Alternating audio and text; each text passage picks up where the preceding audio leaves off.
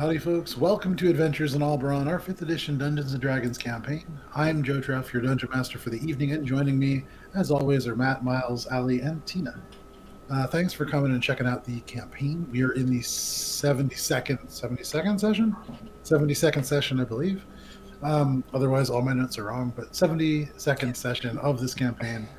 It's been going for a little bit over 2 years. It's super fun. It's written for these guys. It's specifically written with these characters in mind. It's all homebrew. It takes place in Alberon, which is our homebrew setting. And it's really cool that we get to share it with all of you. So, hi to Dossman, hi to Talon, or to Doss and to Talon. I'm going to try to get a little bit better at being able to read chat. A couple of quick things, although very, very short announcements for this week.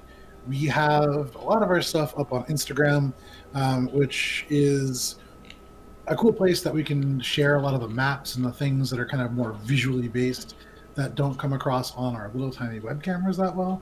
They go great on Instagram. So the hand-drawn maps and the miniatures and the Hero Forge and all that cool stuff, it's over on Instagram at Alberon RPG is our username. The website, alberonrpg.com, has a lore thing that was updated today. So it goes all the way up to page 60 in the Dungeoneer's Guide for Dominion. It spans across the Sword Coast. It includes such places as Port Quinn and Lorebinder Academy, things of that nature. It includes a sample of items that might be found at the Creepy Cryptids coinery. And things of that nature. So if you ever wanted to use some of the stuff in this campaign, it is slowly coming out in book form at alberonrpg.com. So check that out. And great art by from Erica Volova and from Sophie Bischoff, and two other artists whose names right at this second I cannot remember, but I will go back and get, because I have to update the art credits. But final announcement is Sirenscape. Is the program that we're using for all of our sounds, our music, the smooth jazz that only the players got to hear during the intermission before we started the campaign, or the game. But all the different sound effects and the music is from Sirenscape, a set of digital tools that you could use to add a little bit of extra life, flair, or ambiance to your games, or if you want to make your Valentine's date really, really weird next year, it's a great tool for that as well. And with that is all the announcements that we have for this week. So I can get us into our recap. Finger Gang. Last that we played, you took a cloud from the entry hub to the ruins of Yorn, to a building called Flowers on Air. From outside, a massive iron door blocked your path, but Shae, you discovered the masonry around this massive root that seems to have grown out through the bricks and into the earth that travels about 20 feet away from the structure and then drops off to the clouds beneath you. You found that the masonry was very weak and ruined with age, and with your bare hands you were able to pull crumbling bits of rock away. Shae, Morwen, Glub, you were able to squeeze your way in. Glub, you being very mindful of your handmade sweater. Carranza, the transmuter, this human with the transmuter stone sewn into the high-collared leather sort of armor/jacket, was able to disintegrate the door itself. Or sorry, she actually transmuted the stone into mud, allowing Akka, Heinrich, and herself to enter as well. You found yourselves in a stone structure sized for a cloud giant, with windows of enchanted quartz. Huge roots twined together to block the main door, but a series of clues seem to indicate that placing petals of the correct flowers would open this door, or perhaps cause something to happen that might help you progress further in this space. Heinrich, you set about trying to solve the puzzle, while Shae and Glub raced ahead down the lefternmost path. Or is it lefternmost? Is that a word? Leftmost path. Works. Yeah, it works for us. Shae, after you barely noticed a corridor of razor-thin filaments of metal attached to some kind of arcane components, you dodged between them, and Glub, you simply walked underneath them. to find a hallway of magical ice, similar to that you'd seen underneath Yorn in your first visit. Also similar, within this ice, frozen in time and space, a frost giant in the midst of dropping a massive iron axe as he is being speared through by a root from this huge ficus tree that seems to have penetrated the armor, the flesh, the bone, and the stone wall behind him before being frozen in this ice. Shae, you track traces of blood over the ice through a thin, scratched-out tunnel. You found your way up to a simple room with just a table, chair, and a single frozen rose drifting above a raised podium. While you did this, Morwen, Akka, you made clothes out of flowers and drank wine in the lobby. Heinrich, you and Carranza traveled down the right path, and puzzled at plunging the room, and figured out that this puzzle, or this clue on the floor, indicated that plunging the room into complete darkness would open the door. Unfortunately, this required the use of the darkness spell, which for you, Heinrich, is a once daily thing, and unable to do it from the other side or to maintain the concentration, the door shut, closing you and Carranza on the other side until nightfall. However, this did not prove overly problematic. You found yourself within this botany study, surrounded by a wealth of information on plants and various kind of herbalistic pursuits, and a journal from the owner of this place, Werton, an ancient cloud giant that has long passed. Heinrich, you actually connected this place to the tomb of a giant that you had previously taken your lantern from. The very lantern that at this moment contains elements of the Breaker, the broken artifact that you are all attempting to reforge. You eventually managed to bring the rest of the group with you, Heinrich, once the door had been opened by the fall of night, and as a group you breached the wall using Carranza's disintegration spell. Within the final chamber overlooking the central courtyard, you confronted Pembroke, a Ninth Path member who is badly injured. And after a brief struggle, very brief struggle, you subdued him and interrogated him. You learned that Jeruxa was indeed in charge, and that he had spoken of Heinrich by his true name. You knew that even this rank-and-file soldier, Pembroke, was aware of Azra's plan to consume the world with rotten ruin, and yet they persisted. Even Crick, which for you, Shae, unsettling. One by one, you left the interrogation until, Shae, only you were left. You gave the man a chance to return to Squall's End, but ultimately, you were forced to kill him, spearing him through the heart. You now all stand, or walk, within the hallways leading back to the main room with the two magical lanterns, kind of darkened by Carranza and Akka's cloak. And Finger Gang with Shae probably about 10 feet back, although given your relative speeds, she catches up pretty quick. She's already overtaking us. Yeah, no, you guys like turn to walk away. This guy's already dead. She's walking by. Yeah. She's got a permanent, airport escalator, like the flat moving sidewalk under her feet. Yeah. No. But Finger Gang, you find yourselves within this stone space. Now, for the most part, entering the area with Akka and Carranza's cloaks drifting across these magical lanterns. You see faint bits of light kind of penetrating the fabric, but otherwise a very dimly lit space. The quartz windows are dark. You can hear the wind passing out. You don't see points of light, and that would lead you to believe that there is probably clouds, even here above Yorn, the city that floats above the lower level of clouds.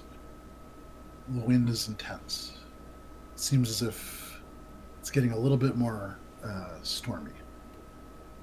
What would you like to do? What time is it?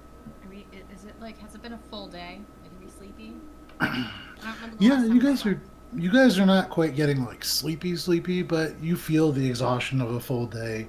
In probably another 2 hours, give or take, you're going to be looking at really starting to get tired. But it is dark. Morwen has no idea what time it is. No, I'm drunk anyway. That's right. Forgot. You hugged the guy. for It worked. I don't 20 care. minutes. It helped. All right. I'm He's hungry. dead. Well, Wait, there's we food. don't know Didn't that he's someone dead, pick up though, us? right? No. No. Shae's the only one who knows that he's dead. Yeah. Yeah. Should we Let's find? go check on our hunter friend. I was about to say, should we find some other place to set up for the evening? This place is kind of nice, but knowing that there's someone else here is kind of awkward, and I don't know if it would be a good idea to stay here. And I don't want to go anywhere near that tomb, knowing that whoever used to run this place we're in is up and about, presumably. At least not to rest. Does anyone have any opinions? Let's go see our hunter friend. How do we get to that place? Where did he say where he would normally be? Yeah, he did. So he told you, he gave you a rough description, which Heinrich, you kind of tied to when you had put your consciousness into your familiar and flown above Nod, looking down, saw the sort of cabin-like roof amongst Yes. the trees in that mountain area. And given the fact that you did raise him to this place by lifting a mountain into the sky, probably be his place. Yeah. Well, does anyone care if we maybe go pay that guy a visit, see if he wouldn't mind hosting for the evening before we figure out what to do next? Karanza just kind of shakes her head no. Nah, I mean, I pretty much used all of my good stuff, so I can't bring us anywhere until tomorrow anyways. Right? I just kind of look around at everyone else. Well, I then mean, not that let's- there's anything really threatening going on, right? Anyway, so we Aside could kind from of sleep anywhere. potentially an undead giant walking around. Yeah, you'll keep watch. Oh, undead giant, huh? That's I'm just guessing. Don't know for sure. Haven't seen it. Oh.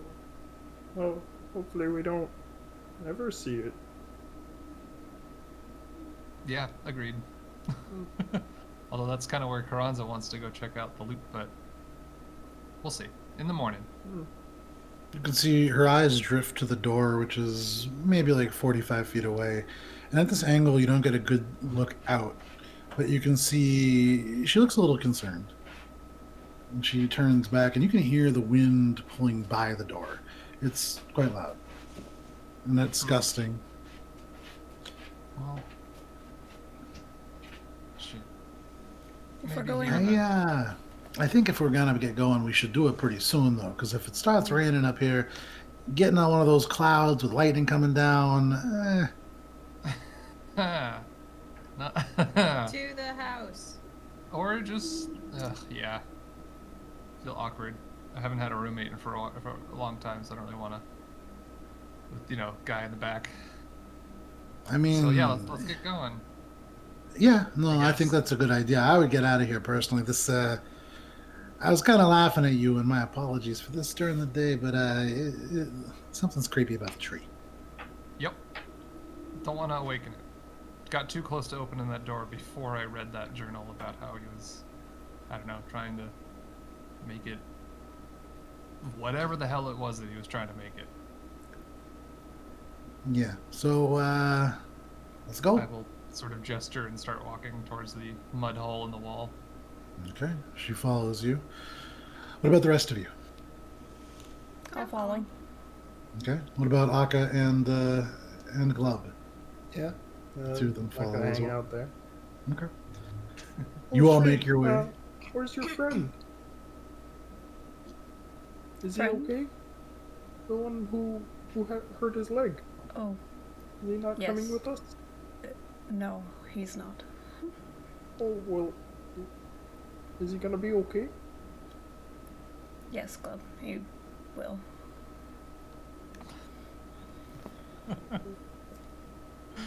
Did you leave him some bandages at least? Didn't you? He's also. Kind of like, Oh, yeah, but I don't think those are gonna help. He didn't want our help anyway. Ooh, well, maybe I should just go check on him for a minute. Let's keep up. I'd hate for you to be stuck here in the storm. And as you guys say this, you step out through the doorway, and Glub, your large, oversized sweater catches the wind. You actually have to take a couple steps before pulling it into your body, and it's windy. But as you all emerge onto the actual kind of stone surface outside of the door, that leads about 20 feet over to this large ring of iron that you can all step into to progress towards that entrance of the city. It is quite cloudy. You don't see a single point of light in the stars, or that would be the stars up above this cloud cover.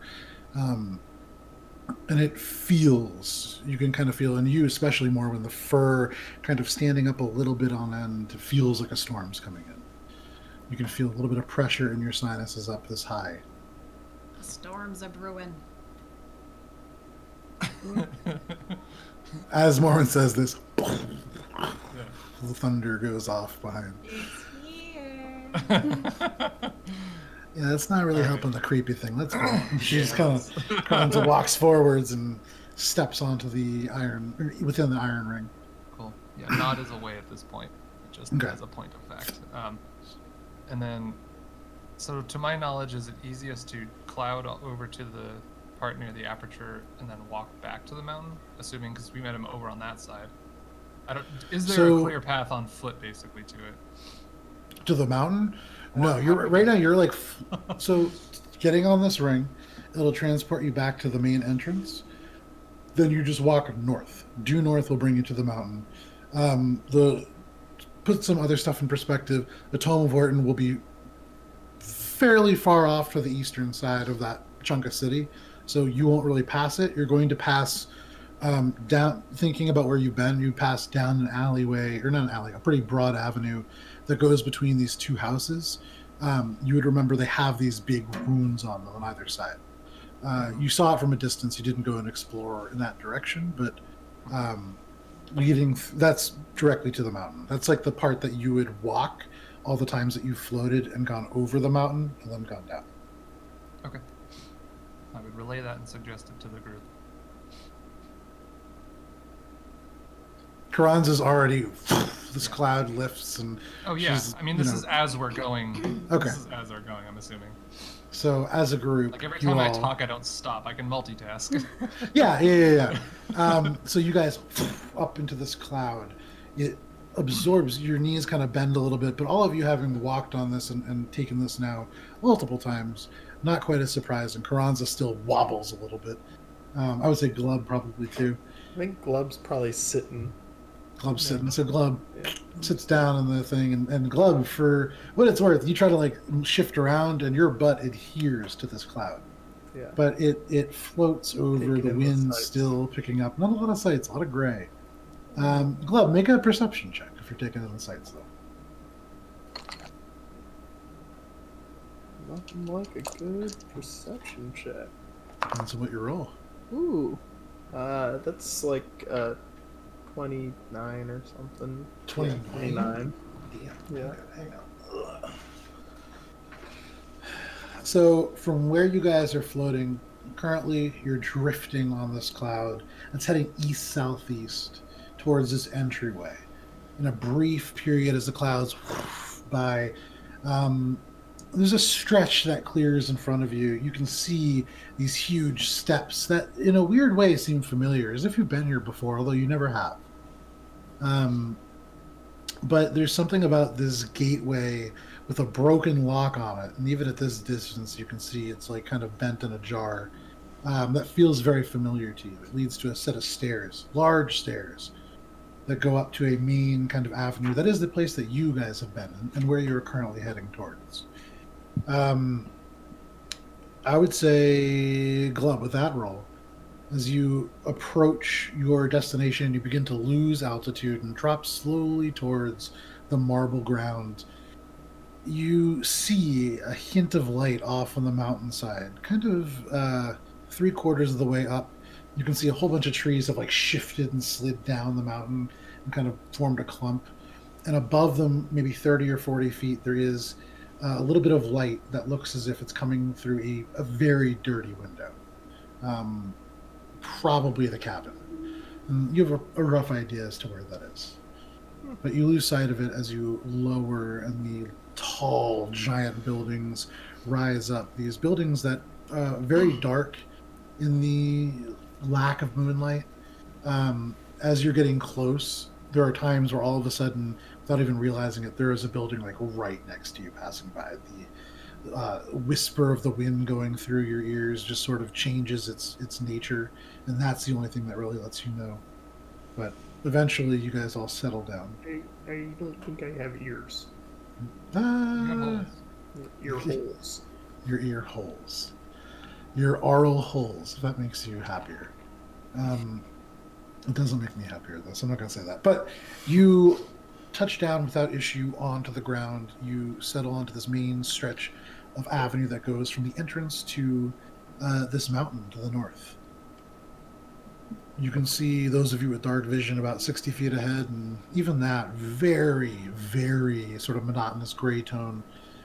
It's hard to pick out details here. But what would you guys like to do? The mountain looms maybe 15, 20-minute walk forwards. Let's head If on anyone up. knows the way, lead the way. Oh, I think I saw it up in the trees Trees. on the way down. All right, well, that's more of a lead than I have, so why don't you lead the group? Okay. I'll help. I'll help just because I've had a good surveillance on this spot before. Oh, please. All right. Thanks, Well, Heinrich. two of us. Let's take the lead. All right. You could see Side by Kron's side. Just not Nice. touch him. Oh, yes. Yeah. Oh, I have been told. Very poisonous. So, I don't think I have much exposed skin, anyways, other than my face. So yeah, not really. Carranza touches the transmuter stone. You see the colors shift into the kind of muted blue that it was when you first met her. For those of you who have been paying attention, this seems to be like a dark vision kind of state. But she all of a sudden seems to move with a little bit more confidence, as if she can see the ground. And you guys begin to walk. You walk down this alleyway. I would say, who's keeping watch as you guys are progressing? Glub, Not you're in me, the front, and I'm Heinrich, you're in the I'm front? hungry. Okay. I would from the back, but Okay. So, Glub, Heinrich, and Shae, please make perception checks. Shae, you're wearing your mask? yes. That's a natural 20. Okay. That's 26. 26, okay. Heinrich? 27. Alright, negligible. Negligible? Okay. Heinrich, it's really dark here. Yeah, You know, I'm more and just there's a lot of kind stuff on your mind. paranoid about a beast, a giant, like Yeah. undead potential thing that makes. And with trees this come with alive. this intense wind, every now and then bits of like loose masonry and rubble fall out and down to like a pile, Yeah, and you I'm just, like spooked. start and kind of look. Yeah, it is spooky. Shae, with a natural 20, off to the south, something catches your attention. You turn and look, and up, silhouetted or southeast, silhouetted in a single kind of far off flash of light that would look like maybe lightning in the distance, giving you the sense that this storm probably only about an hour off. You can see flowers on air, the structure that you have just left, for a second, silhouetted from behind by this light. And in it, there's something different about it. And in that brief second with the natural 20, I'll say, you see that root that had penetrated through the wall slowly furling back in. And then you just see dark. But certainly that tree, capable of moving without the lightning, it's dark in that space, and you turn your attention forwards.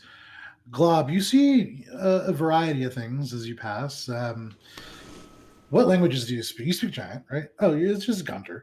This is just Guntir. It's just gonna be- This is dead old dwarf. So you would know a variety of things walking down here. You see street names. You see here and there, kind of frayed, and almost like you can see the wind in this high space has actually worn away the stone over the thousands of years that it's been here. So the carvings of these things very shallow. But after about 10 minutes of walking, you come to a place where with your dark vision, and actually, I don't know this about Grun. Do Grun have dark vision? I I think would so. assume so. Yeah. Okay, yeah. So you look around and you can see these two massive houses, only 2 stories, but built for a giant. So still like 50, 55 feet tall, dark. Unlike the rest of this white marble with gold metal that seems to kind of entwine both artistically and architecturally, this is like a dark painted stone of some kind. And you can see this, and as you get closer and you can see deep into it, in the deepest crevice of the carvings of these two massive runes, faint red glow. Hmm. And it kind of catches your attention. Shae, you see it too, almost before Glub or Akka, whoever it was that was rolling, saw it. But you come to this place, and continuing on your path, you'll step between these two large houses. It's like a 30-foot wide path that goes between them. How high up is the red glow? The red glow starts about 3 feet off the ground and goes up to about a foot before the structure itself ends. And there are parts that are like crumbling in and kind of broken, and so it is an uneven glow. So But you does get it the sense that it is active. Does it look like it's coming from like a crack inside? Something? If you want to get closer, make an investigation check. Yeah, I think I'd be like, oh, what's this? Okay, Heinrich, you sense, or you turn and look, you hear Glub just mutter something, and you see the sweater more than the blue grung just kind of shift and turn and just kind of bob off in the darkness. Okay. I'm gonna have detect magic up just to like. I think this is one of the areas that we were warned about. Mm-hmm. You look around, and your eye, for anybody who's looking, the all black eye has these celestial circles that kind of blaze to life. And as they expand outwards and create almost an eye above your eye, you look and you can see these runes outlined brilliantly in the dark. These are evocation magic. You actually see in the bottom left corner of one of the runes, it suddenly goes dark as Glub's silhouette just walks in front of it. And you see the silhouette shrinking as it gets closer. But certainly evocation magic. And these giant glyphs, because they are glowing from within, they actually are very easy to read, and they rearrange themselves to form common. But they seem to indicate on the left side fire, and on the right side ice. And with the evocation kind of school of magic, you have a good idea that this is probably not something to touch or step between. Yeah, I'm gonna grab Grung's sweater, or Glub's sweater, as fast as I can. Like, you grab Glub's sweater, and there's still like a second because the sweater's so big, but then it stops. Yeah. Oh, no, hi, you Heinrich. don't want to touch that. That's a trap. Oh, I wasn't gonna blow touch you it. up. Even going close to it, we were warned when we were last in this place to not go here at all, or at least avoid it if we could. So let's see if we can maybe find a way around that doesn't involve going right up and past them. Huge fan of that idea. Okay, well, I guess we'll take a look around. Yes, let's look for an alternate path that circumvents this area. Okay. Make a survival check, Heinrich. And if Glub's helping you, you can make it at advantage, or you could each make one check. I'll at least Hello there, roll it once. Okay, I'll roll one. Give it the old. I figured that makes more sense since we're both doing it. Yeah. Then he's eating. That's a 22. 22. Nice. Yeah, that's fine. Yeah. I got a 6. Nice. I feel like your dice, like, they didn't paint them right, and so the numbers only go up to like 8, and like it's really only like 3 sets of 8. I'm gonna be honest, and this is on the meta level too. Like, I play as a very different kind of character normally. Designing this character, it's hard to break habits of like me as a person being like, oh, let's look at the. Oh yeah, like, no, for sure. Character's not good at any of the shit that I want to do, but yeah. No, hey, you know what? It's right. a different experience. D&D is all about playing different games. This character for 2 years. It also like makes him more like himself too when he fails at these things that he has ideas about, because then he's just like, well, I mean, whatever, I thought it was just a good idea. Yeah, no, I honestly character. it's developing as part of Heinrich's thing. Is he has great ideas and just barely lacks the execution for a lot of them. Right, But like exactly. slowly they're starting to come together. Yeah. Every 4 know, levels he gets a little level too 16, close. perfect. Yeah, things are really A going little to start better. hitting their stride. 3 years into the campaign, Almost so, a god can finally pathfind. Yeah. Oh, this is the door. So, yeah, that was a good tangent. You look around, you can see this thing, you manage to pull Glub away, and you begin to look for a path around.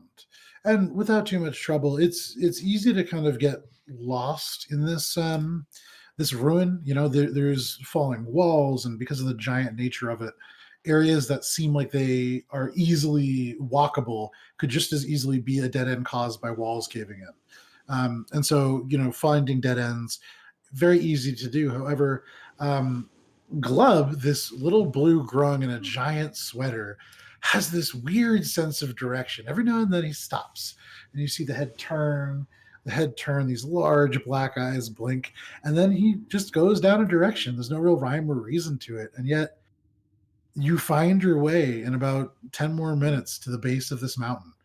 You come to a spot where there's a actual giant house that is half submerged in the dirt fall that has slid down when the mountain finally clicked into place. And there are areas too you can see along the ground that are mismatched in color. When this went down and then kind of slowly gathered earth on top of it until there was a mountain, the stone is entirely a different color. It's been like bored away through acidic process that seems to be, well, I mean, you wouldn't know any of that part, through some process that makes it kind of patchy. But it's someone really good at reading rocks. I know. Oh man. So look at that, 2 colors. Yeah, and you can see very, very distinctly. It's almost like a civilization with the different hexes. It's like this hex for this mountain tile, and then the rest of them like this kind of very pale, almost like alabaster marble. But you reach this place. You can see the dirt kind of piling up. Many trees have fallen and kind of are broken open. You can see living trees, and so the wood still very pliable and green. You can smell actually sap and like an aggressive pine scent here, where many of the trees have fallen and broken as this place clicked into place. But there are areas it wouldn't be too hard to navigate up, and the mountain no longer as vertical as it was. It's kind of like crumbled down a little bit, so not too hard to climb. And with Glub's help, you guys can make your way there in about 20 minutes. It's mostly easy walking with now and then a spot where you have to really use your arms to pick your way through trees and up like a very steep portion.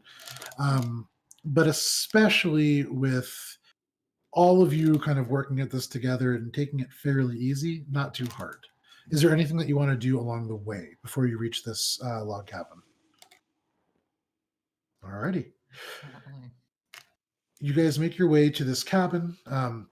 It's it's a single story, although could easily be 2 stories. Very high roof, and you can see these almost vented windows that are currently closed and covered with hides that have been stretched across them. The door itself doesn't have glass, but you can see a wooden shutter that is currently closed. The light is coming from underneath the doorway from these cracks. It's not a perfectly built building. This is definitely something that over the years has been put together and fixed, and there are elements that are newer, nothing really matches, and yet it is a very solid structure. What would you all like to do to enter this place? I'm knocking. Busey! Okay.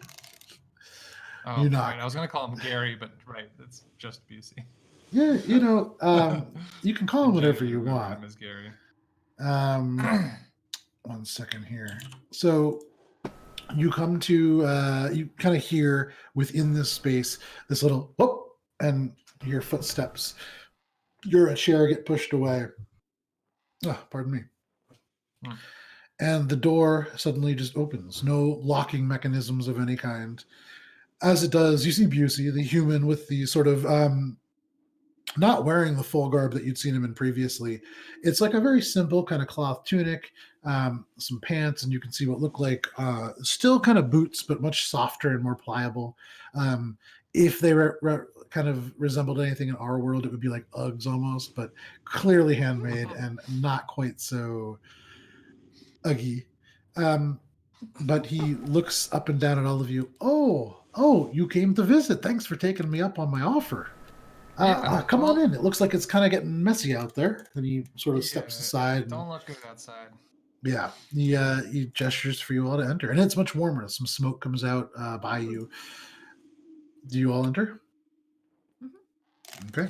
You walk in, you see a table to your right stretched out like 15 feet long, various little bits of wood that look like they're in the process of being carved or worked on. You can see what looks like a chair being fashioned. It's like a little workstation.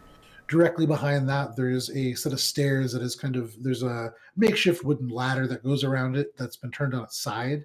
So that way you don't just like fall down them. But it seems to be like a very shallow root cellar. You can see directly in the middle of this space a huge 10 by 10 foot fireplace. And there isn't a tremendous amount of smoke. There is smoke that goes up into the rafters. And looking up, you see high raftered ceilings with hides that have been draped or stretched across, and they're currently just kind of drying up there. You see elements actually of meat that have been hung up and are being slowly kind of cured in the space. But looking down, you do see every time the wind by outside, it's as if the wind is being directed through some kind of piping, and the smoke is being pulled from the fireplace up through this large, almost like a chimney. You can see there's a pot that's hanging over that with water that's beginning the first little bits of bubbles from boiling.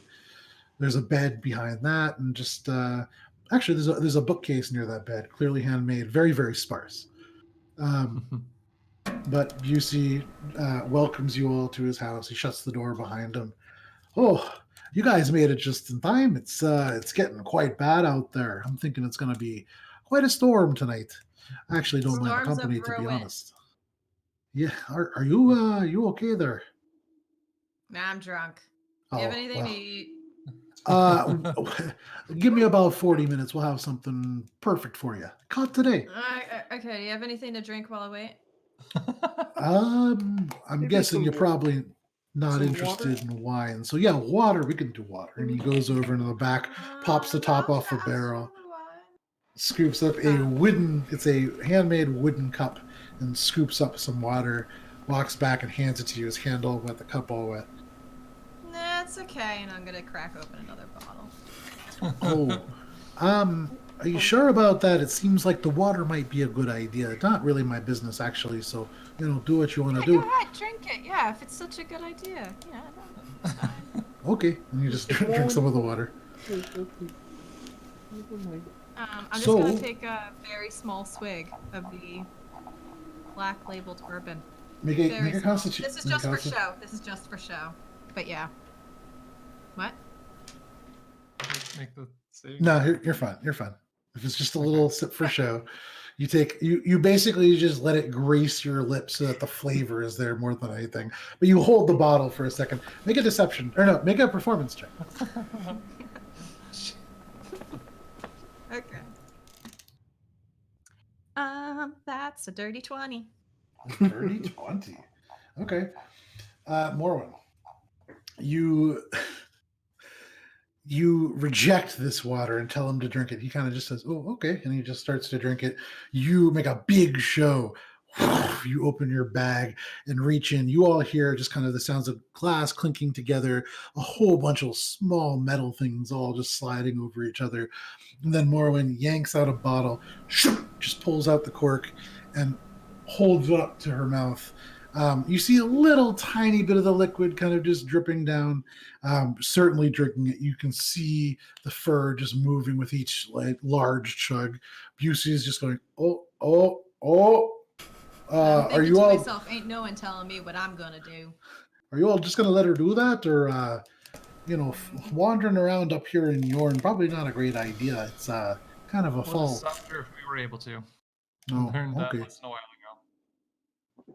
Well, I'll get right to that dinner then. And he kind of hurries over to the water, and you can see he starts kind of adding things to it very quickly. The smell of game and some kind of like a very earthy, woodsy aroma begin to kind of take the air. You can see the beginnings of soup start to form.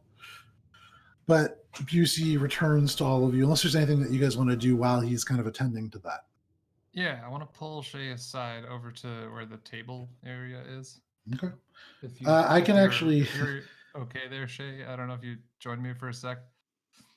Sure. Are Yeah. you leaving me with the mats? Yeah. The mats. Oh, that's good. Only because there was a potential encounter a couple days ago that you guys could have fallen into. I do have a map of his cabin, so there it is. Okay. I'm on it. Cute. All right, so I'm gonna pull out the map of the north that I have that was based on the one in the Zinyi Monastery, Okay. and then any other copies of the maps of the north that I have, because I think I have another one. You have two currently, yeah. Yeah, there's like an old one, and then there's a new one. And didn't someone in Smuggler's Dug like update it? Someone updated it once. They added some stuff for you, yeah. Yeah. So and then I'll take out the book as well, the book that describes what I think to be where the Cold Forge would be. Check your email. Hopefully. Yeah. I have the. Okay. I have. So the way that you described it before was like the cleft in the mountaintop and all that kind of Yep. crap. So like. Not in the mountain. Using all that info. Oh, I know what you're talking about. Yeah. Okay. Yeah. So you begin to kind of work and spread this stuff out. You can hear Busey like cutting some things up and stirring this pot. You can hear the sound of, I would imagine, just kind of like a fair amount of commotion coming out of Morwen. You can hear the wind outside, but you tune it out. It kind of fades as you concentrate and you spread out these maps. You pull out the book. You flip it open to the page in which describes the area that you think is probably the Cold Forge. Make a, let's call it a history check. And you can make it at advantage because you have all of these material in front of you. I'm just kind of like pointing at one part of the map and then like the book and like asking Shae basically like from your knowledge of the North, that kind of stuff. Okay. Oh, good start. All right. 18. 18. You gather all these things and you look, you can see elements of what look like, so this cleft in the mountain. On the map that you have that is very localized, it is not the one from the Zinyi, it's the one that you had. You got it from a book, and I can't remember. I think it was at the Lorebinder Academy, but I don't remember the context in which you got it, but that's where you obtained it. Really energetic girl Karen? made the copy. Yeah. She was That like was really the excited to make the copy of it. That's Calypsos. Oh, that's yeah. the Calypsos map. Yeah. It was actually a researcher within the Lorebinder Academy, and it's a named person that you guys met. I, off the top of my head, do not remember her name. But she helped you obtain this map. Either way, in this map, the northernmost mountain, the largest most mountain, it is cleft, although you wouldn't think to describe it as that. It just looks almost as if it has two peaks. But now thinking about it, it does form kind of a V in the middle, and you could see that description fitting it. The north, it's the furthest mountain to the north. It is beyond Squall's End even. Beyond this are the shifting bits of glacial ice that separate this continent, Dominion, and the Ald to the north. The book that you have mentions this place where the plane of ice and the plane of fire have access to Alberon. And it seems as if all of these things line up. You would imagine that is where the Cold Forge is. Shae, have you ever been this far? Kind of pointing at the map. I don't think Shae's been that far north. This is beyond.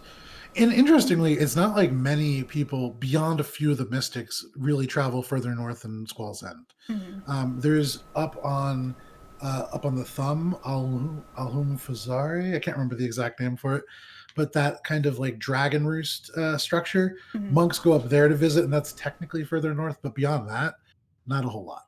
I've been there, but that's the yes. furthest. So you'd have a little knowledge on at least getting us the right heading, and the rest would be untrodden ground.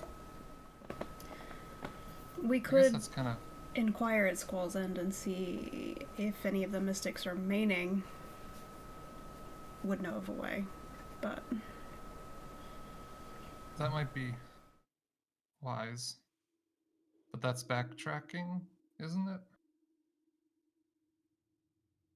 I don't think so. From Not where from we here. are, from where Yorn is that farther south than... So Yorn, Squall's Yorn is further south than Squall's End. Yeah. So okay. I Yorn, had it backwards in my head, so never mind. where We'd have to head Yorn there is anyway. floating above. At some point, when we're back in person, we'll have like the full map that you can just look at because it's right Yeah. behind me. It's huge and it's great. It's so helpful for this. But it floats above the Valley of Igor. The Valley of Igor is south of the Bone Meadow, which is where you guys encountered that. Walked through. Yeah, where you encountered Nilly Winslow. Yeah. And then north of that is Squall's End. Okay. That's the furthest north that you We guys would have have been. to go sort of by it anyways. Yeah. Then yeah, absolutely we should stop there and see if there's any information we can get. Just because There's this seems to be pretty... no guarantee who's left or who's even returned. Many of the mystics who would have potentially gone that far north don't spend a lot of time in the village, but there may be something. Right. And it occurs to you, Shae, the people who have been that far north, most of them the mountain elves who traveled and escaped from the Ald. The mountain elves not doing terribly well at the moment. No. Okay. If only we had someone who could talk to dead things. Sorry. Oh, Just consistently at calling back. at that moment, you just kind of see Busey kind of walk over with this big pot in his hands. He has these big, like, leather gloves. Oh, yeah, can't help you there, but I can help you eat. And he kind of gestures, and there's this very dark, what looks like maybe like a beef stew. You can see like elements of a root vegetable kind of within it. Smells pretty decent. I'll roll up the map and the book and be like, that seems like a good plan. That's what we should do next, I think. Alrighty. And he sets it down, goes off, kind of starts bringing out bowls. All of you guys can kind of sit down around this huge fire because it's 10 by 10 square. There are big stones that separate the fire and the ember themselves from you guys.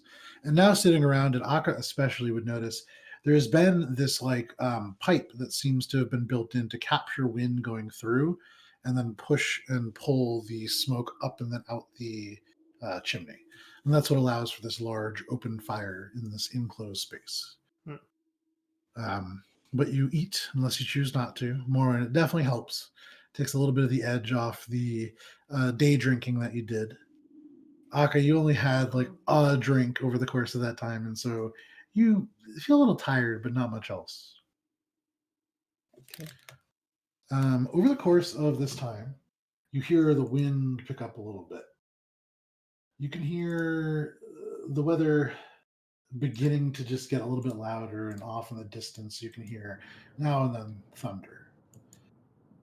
And as that happens, you see Busey look out. Oh, you guys really did make it here at a perfect time. And I'm watching Glub because I'm like, thundery. How long What's has it Glub been doing? Since when? Probably since staring I back. I'm just kidding. was born, reborn? Glub has been alive for 3 going on 4 days now. Almost Probably 4 getting days. pretty crispy at this point, right? Yeah, probably.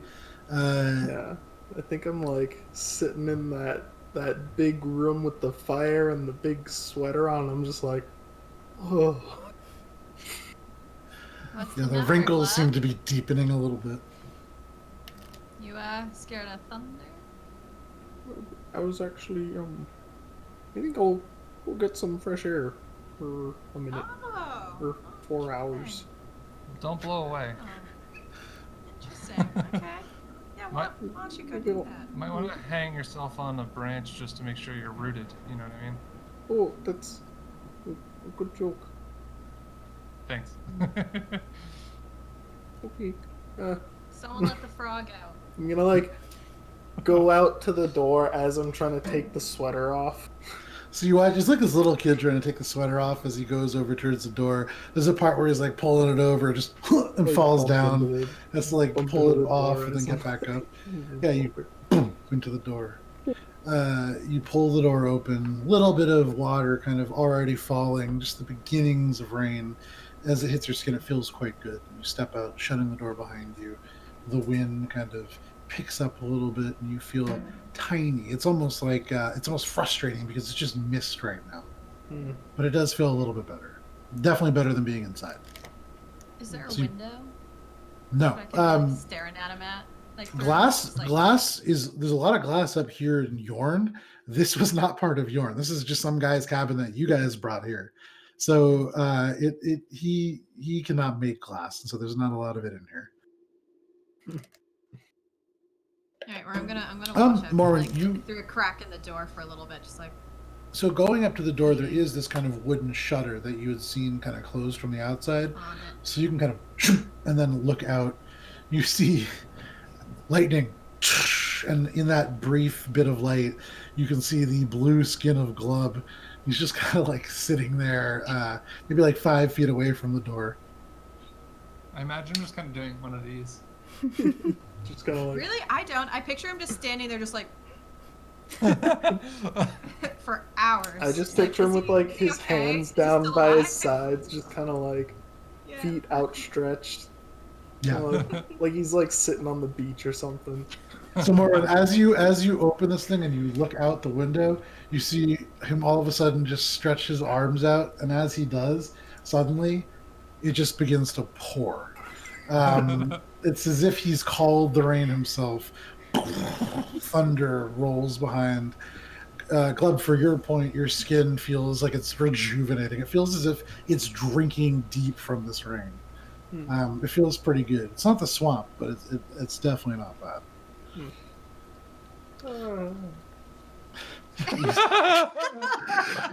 Well, only you hear that from this open space. And I make the same reaction. I'm like, I'm still watching now. Okay, of course. So you continue to watch. Busey, kind of watching this whole thing from over at the fire, takes one more bite and then turns to you, Heinrich. So you guys all do this kind of a lot then, huh? Yeah, we do all of these kinds of things a lot, and none of them are any less uncomfortable. Morwen gets naked, Frogman sits in the rain. I don't know. Well, you Just know, kinda that's how we where work. frogs need water, and there's not a whole lot up here. Mm-hmm. That's true. Seems like it doesn't rain very often up here. It's kind of weird. Do you get a lot of storms? Since you've been up here for what, you say 2 weeks? Oh, this is the first one. Haven't even seen clouds overhead. Huh. Does that strike anyone as weird? Just kind of looking around the room. You know, you got to remember, I just came up here on a floating mountain, so weird is a little bit of a hard term to quantify at the moment. Right. The subtleties of But meteorology versus flying up into the sky. I see, yeah. Good point. I mean, it's a lot of it's kind of confusing. So, not knowing how I got here, not really sure if this is a normal thing or not. I've only been here for about a fortnight. Okay. Well, thanks again for having us in your lovely home on these lovely, strange grounds that are now, as far as I can tell, yours. Oh no, you can't own nature. Well, no, but you can own constructed things, and no one else does right now. Yeah, I guess it's not really my kind of thing. Okay. You know, I'm sure now that people can see this from the ground, they're gonna be coming up here. It's a desirable piece of architecture, easy to defend. Yeah. Kind of like So, look over to Shae. I'm just gonna do like one of these like, and then like message, be like, we should maybe take down the stairs up here on our way out. You can see Busey kind of There's a turns way to at do you, that. and as you're doing this, Busey just kind of says, "Are you okay there?" Sorry, I had a crick in my neck. Message Oh, I'm back. just like, I'm gonna play it off. like this. Unless they're terribly athletic, I don't see people getting up that way, so... Good point. Good point. Hopefully not. It just seems really scary to leave this place undefended, given that we know there's a control room that's exposed and can cause lots of damage, as we have seen. R.I.P. Sorry about the mountain lake area. Aka's just sitting there eating his soup, like... Well, it's a nice, peaceful rain outside. It's quiet. It's relaxing, I'm sure. I feel like it's not just peaceful. I feel like it's a real, like... Isn't it? Isn't it like a thunderstorm, like, probably coming down really hard? There's Well, certainly this is a fire in thunder. real life, so I love this sound. It makes me really relaxed. Yeah, me too. But it is an unusual storm. In all your time in Yorn, you have not seen clouds overtop, so it is unsettling in a way. It's windy. Except for Glub, all of you are very thankful for the warm space that you have found. The night begins to wear on. The fire grows a little bit dimmer. The storm rages on outside. It's about 10 o'clock. 2 hours have passed, Glub. You're feeling a lot better outside. Another 2 hours or so, you'll feel even better. But for the rest of you, the night's starting to wear a little bit late. As soon as I finish eating, I think I'm going to find a corner and just Okay. go to sleep.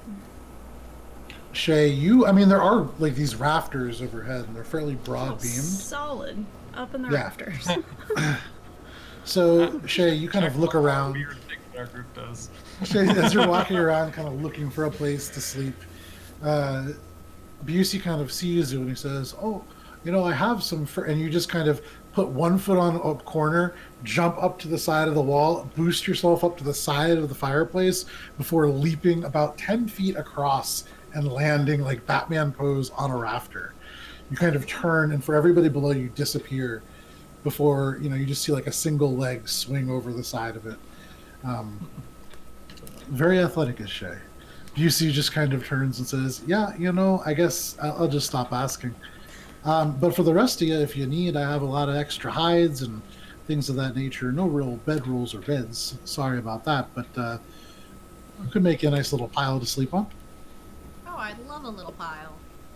Oh, okay. And he kind of gets up and goes around near the bed. You can see, opens up this big trunk, and starts pulling out just random furs and things that look like they were the starts of blankets. It looks like at some point he really, really tried to get into like some kind of a more construction-based fabric sort of thing.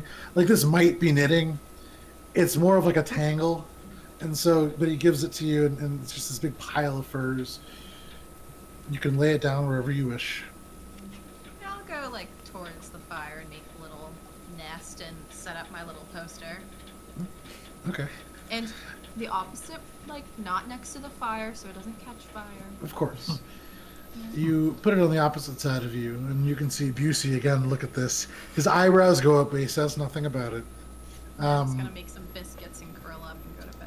After staring at Glub for like, too long. And I will be standing like Superman pose in front of the fire all night long. Okay. Staring at it. No, I'm just kidding. Staring at the fire. No, I'm kidding. I won't be doing that. That's too fucking weird. I agree. I'm sleeping Yeah, there. so weird for what you guys do. You got the 8-hour fast forward like security cam footage of you just standing there slightly like swaying back and forth. Yeah, exactly. Yeah, it's like paranormal activity. Yeah. That's the one that where he goes, Yeah. So, Morwen, you find a place to sleep. Glub, what are you doing? What's Glub and Akka doing? after 4 hours, I'd probably go back in because I wouldn't want to be rude. Okay, so hold on to that because that's 2 more hours away. We'll get there in a second. I think Akka would. I want to change one of my infusions and take a look at the pieces of the breaker that are in the lantern Okay. and like analyze them without So, taking them out. what infusions are you switching? I'm gonna get rid of my golem for wing boots of flight. Okay. Wing boots. Yeah. Winged boots. You take a little bit of time kind of working out some of the magic from a part of your armor or equipment, and you take off your boots. You kind of dump just little elements of your travels out of them, and then you begin to work on them, polishing them up. You take out your tinker tools. You begin to etch little designs that begin to almost flow like ink and brushwork, and you begin to work on these infusions. You do that. We'll get to the breaker in a second because that takes a little bit of time. How long does it take to change your infusion? I believe it's just during a long rest. And it's Okay, like so I can, it'll be the ink is drying. It'll be done. done tomorrow. Yeah. But you take a look at the breaker. What are you examining about the breaker? I want to see like how is first of all, is it actually the breaker? Because I haven't turned that yet. Okay. Second of all, like if it's the breaker, is it broken in such a way that like beyond repair? What is going on with it right now? Why is it melting through everything? And Make an investigation check, and as you take out the lantern, it doesn't feel hot to the touch, but it seems almost to have bowed out a little bit on the sides, as if the heat causing pressure within to build a little bit. But okay, that's a dirty 20. okay, you open it up. This big puff of like steam and vapor emerges. You can see the inside of the box blackened. It is a magical item and it cannot be broken necessarily. But you can see it's like elements, any little impurities that were in this space, even within the air, have kind of blackened and become like a little tiny bit of soot at the base of this. As you open it, it is bright light that beams out. This is like, the Indiana Jones, like the arc. Shh. You, except it doesn't melt your face quite so much. It really just kind of hurts your eyes. And you squint in. You can see element shards. It looks to be the item, and you've never seen the breaker. You've heard about it. You've read about it. It is one of the tri-wards. It is this item that is on par with like the Tauren Shroud in our world. It's this very revered artifact. And so you know a little bit about it, but not a ton. But from what you do know, this appears to be bits that might be able to assemble what you have heard the breaker to be. You also imagine with that check, by its nature, the breaker is part of something called the Staff of Twisted Fates. It is composed of three things: the maker, the breaker, and the binder. You have read within the actual DAC folio of the item, I think there's a direct quote that is, just as it is within the maker's nature to create, so it is within the breaker's nature to destroy. Thus, the maker can never truly be destroyed, and the breaker can never truly be repaired. You'd imagine, yes, you could reforge this. It may be a temporary thing, because the breaker, by its nature, is so destructive that it almost... It's hard to contain. It almost seeks its own destruction, in a way. And the maker, on the opposite side of it, it seems as if it has properties that would allow it to repair itself. And you would imagine that also why it was not broken in that feedback loop that was created. Okay.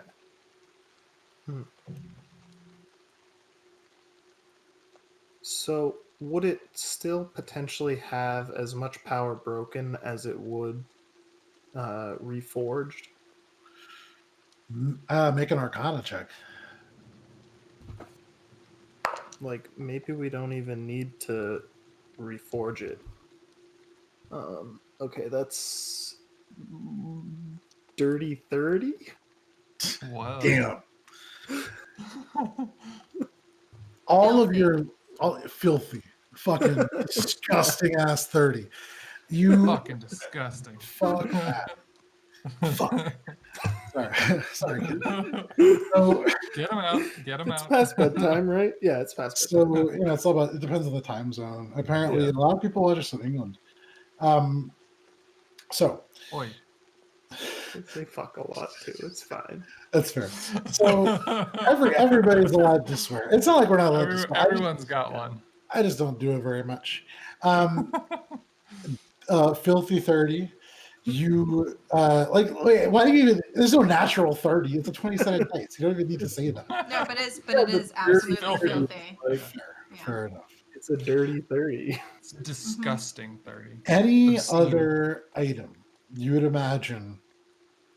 No, a break like this from the original manufacturer. There's no way. But the fact that this is part of the Staff of Twisted Fates, which in and of itself contains an item that possesses innate qualities of creation, perhaps in forging the Staff of Twisted Fates, you could fully repair it. Will it be as strong in its broken state? Probably. It will be more. It will be less predictable, and so the possibility of it shattering and thus releasing a large amount of energy is there. Okay. So it's basically like less stable and thus more prone to catastrophe. Yes. Okay. If used. Okay. Perhaps. So we have a portable Chernobyl. Yeah, more or less. Shit. Okay. I would deposit that in my knowledge vault Okay. and be like, well, shit. We should get to repairing this or get to finding a way to get rid of this and contain this because this lantern thing probably won't hold out forever. No, and you look at it, and as you close it, it doesn't quite shut perfectly because the metal has bent out a little bit from the heat that builds up within.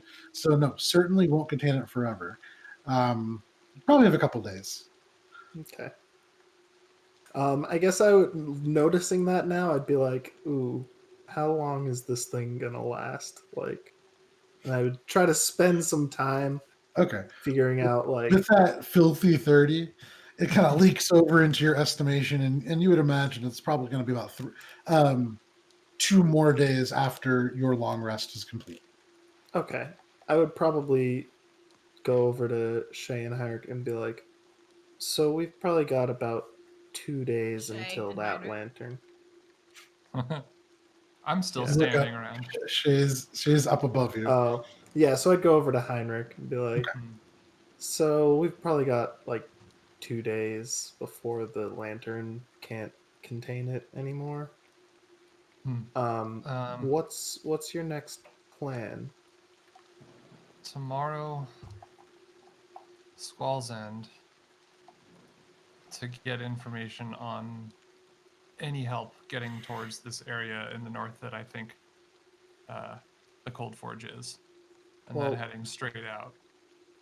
Hopefully, Can't Kron's what's her good, face teleport us? right. Like, yes. Why don't we hopefully- From just about 10 feet away, laying Is she down still in awake? this kind of. Yeah, she's awake. She's laying down in like a I very assume nice this is like sleeping hours room. later for some reason. Oh no, you guys are probably sitting right around like 9:30, 10 o'clock at night. Oh, Glub's I still mean, outside.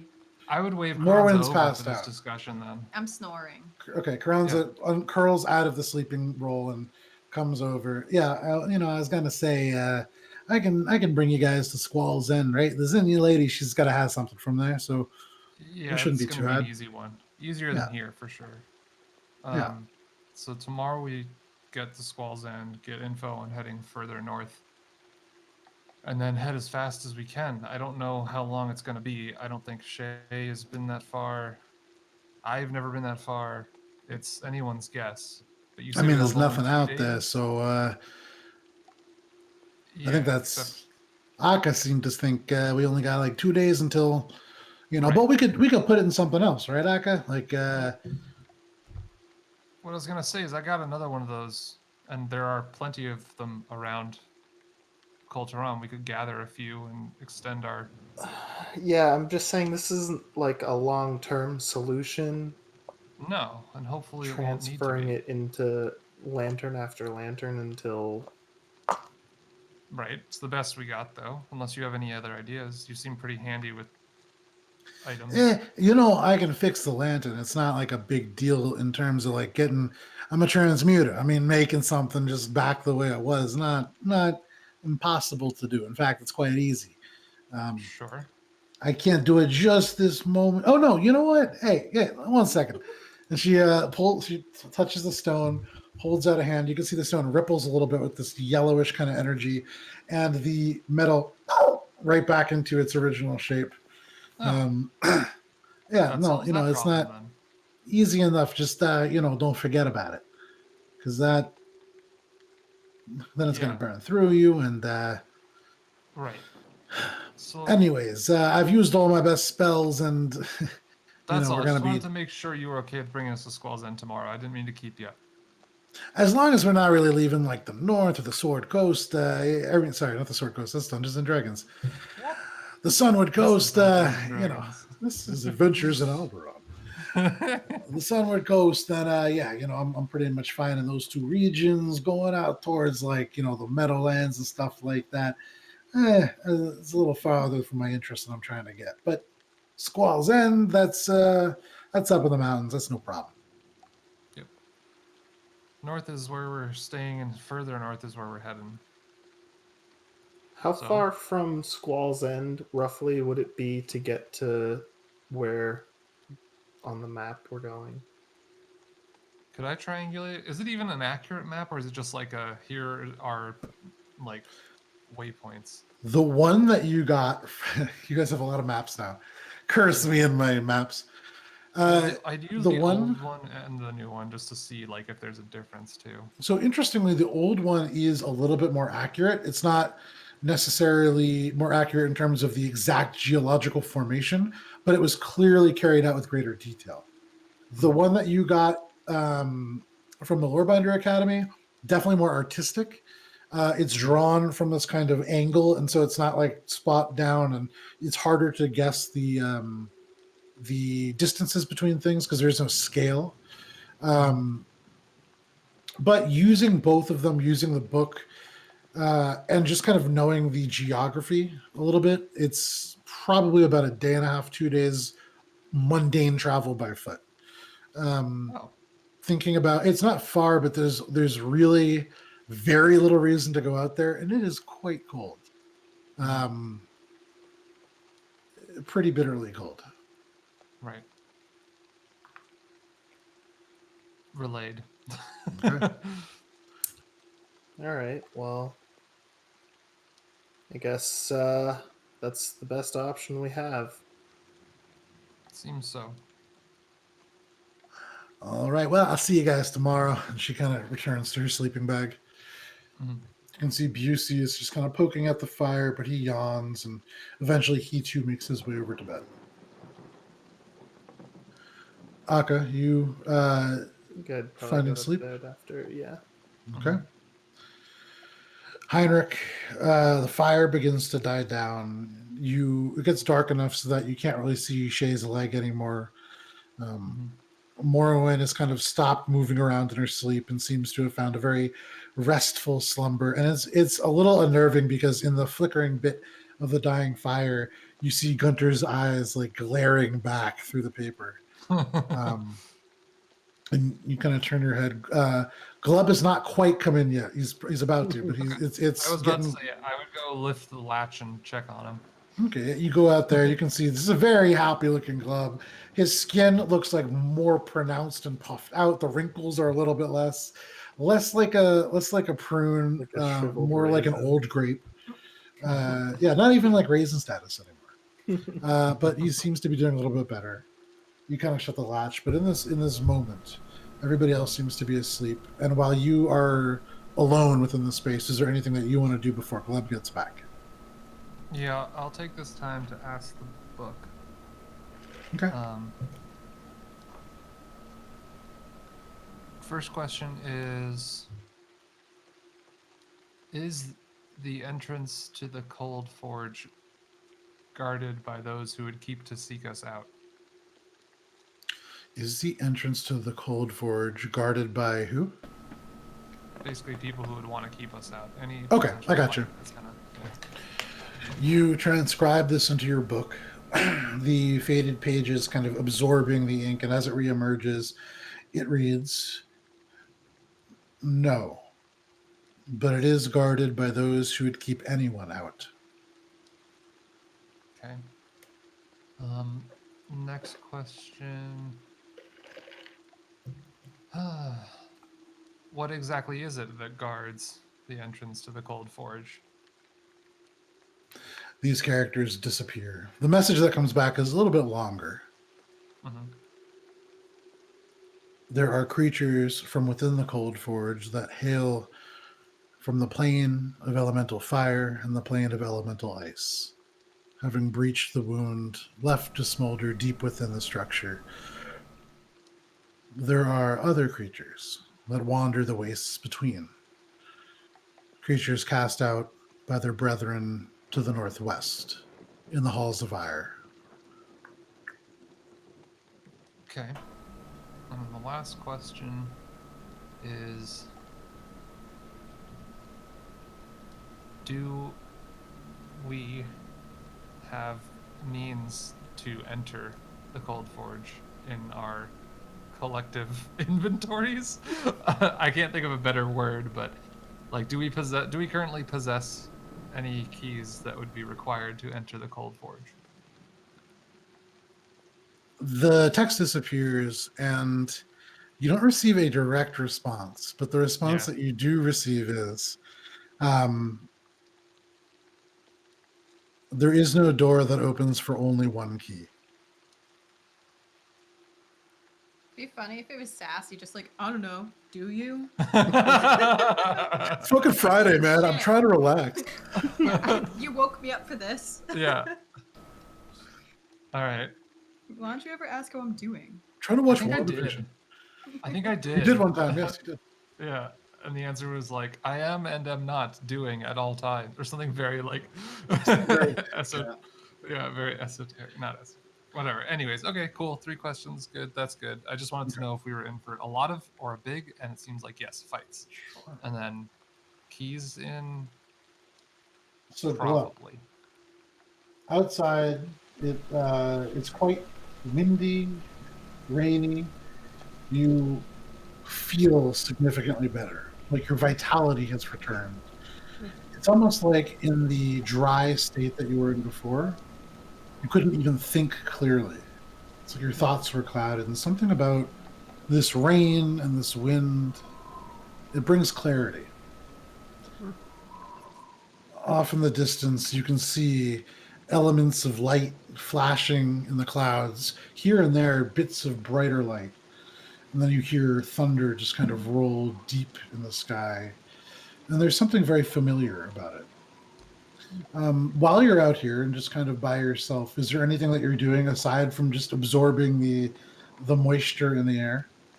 Just like having a good sit and think and like looking around like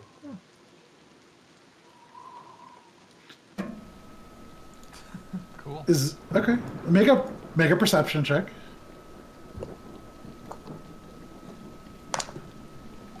that's a dirty 20. Dirty 20. Okay. You look around. Lightning crashes off to the side. This streak of light lets you see a little deeper than you normally would in such a cloudy, dark space. You can see in jagged relief the shadows cast by the broken bits of masonry and the elements of marble that have crumbled over time. You can see the wind howling at sheets just dropping around you. It's comfortable to you, but you can feel it now when you shift your feet. The water kind of shifts around you. It's puddling in this space. Again, the lightning cracks right behind you, maybe 100 feet away, no more. And you realize you're in this giant city with all these giant, tall structures and bits of metal jutting out. This is a place that probably sees a lot of lightning strikes. Probably about 2 minutes left in your kind of journey. Is there anything that you want to do? Well, I think that's about it. Okay. I don't want to be rude. You turn around, and as you do, Heinrich, this is right about the moment that you finish with your writing and your book. You close it, and you're like, huh, okay. And you start to put it away, and you hear a deafening crack as lightning strikes Glub outside. It struck me? Oh, yeah. Glub, as it strikes you, you feel your muscles convulse. This lightning sears across the sky. The brand on your back ignites. You feel it as if it's fresh and burned in. Although for you, Glub, you've never felt this before. But to anybody who is watching, which is currently nobody, they would see a brilliant blaze of sapphire blue energy rippling across the imagery of a fist closed with 2 cross lightning bolts behind it, the symbology of the cord. And as you do this, can you make a Constitution saving throw, please? Oh boy. So you just walk away from that being like, that A was kind of spicy. 27? I shouldn't go outside during a storm. What was that? 27. 1 minute too long. 27. All right. Overcooked. It streaks. You feel all of your muscles just convulse and tense. Your eyes, the black, large, grung eyes, go stark white. Electricity ripples across the blue skin. You don't take any damage. Matt, roll 3d12 for me. Oh boy, I'm gonna find D12 now. Ooh. Here's 1. Here's 2. Hey, we got 3. Okay. Alright, that's 2 5s and a 12. Okay. So 22. Please mark off 22 temporary hit points. Oh jeez. As you rise into the air, the lightning now arcing around you, striking off of your body and hitting the ground beneath. You rise about 10 feet into the air, and you notice that the lightning, as it strikes, begins to form almost a ring around you, separating you from the structure and you from the hallway or the alleyway that streaks away from the space that you guys are in. You are in a ring of lightning that seems to be arcing from both your skin and the ground itself, not from the sky. And as this ripples through, you can smell burning ozone. In front of you, this piece of metal that is jutting out from one of the buildings begins to unfurl. You can see it begin to stretch and unwind, and it transitions from this gold into a dark, wrought iron-like material that seems to snake and unwind until a twisted door of wickedly curling wrought iron fencing appears in front of you, 10 feet tall. It unravels like a snake, and you can see these 3 arches, each with an infernal ruin above it. This space being buffeted by the storm. Glub. The door opens. And from within this door, as it swings open, this ominous sound and the lightning behind you, you see beyond a hellscape of burning embers. You can see beyond a huge pit of liquid molten filth with streaks of fire that go in all different directions out from it, and you see glowing iron balls within. You can hear faintly screams from far away. And from this space, you can see this twisted, hunched creature that has these spines that jut out, almost like a porcupine, humanoid. And it steps through into the rain. You can see immediately it seems to kind of shy away from it. But over the wind, you can hear him just kind of say, "Oh, my lady Fierna, Vosper's a turd, and let this one escape in the first place." He takes a step towards you, Glub. "Let me drag it back to Phlegethos for you." He turns to you, Glub. Heinrich! Is this making enough noise that I would hear it? To you, Shae, it's a storm. Okay. You don't hear any of this over the wind and the lightning. So no one would Glub. hear like the crack of lightning? I'm going to It's say, like you guys right hear the outside, lightning. right? You hear the storm. Well, I mean, I'm passed out. I was just Yeah. wondering. I would say at some point, Heinrich is going to have a chance to intervene on this, but give me a second here. I'm waiting. sure. I, Yeah, no, I I'm gathered sorry. I'm Yeah. supposed to wait here. So, Glub, he turns to you, gesturing, and he's not much taller than you, but he gestures, and you see the finger hooks out into a long, like a, it's like the skin is chitinous itself and becomes this like talon at the end. But he points. "All right, Thorgrim, feel free to make this harder than it has to be, but it's time to go." And he steps closer to you. Are you doing anything? Yeah, I think I'm gonna try to run back to the cottage and be like, "Heinrich, Shae, help, help." Okay, you turn. Between you and the cottage is a wall of lightning. But because you have turned, and that is what you're doing with this time, I need everybody to roll initiative. For those sleeping, hold your number. Oh boy. Oh shit! Nice.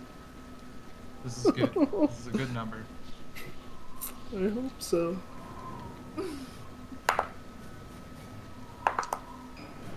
Okay.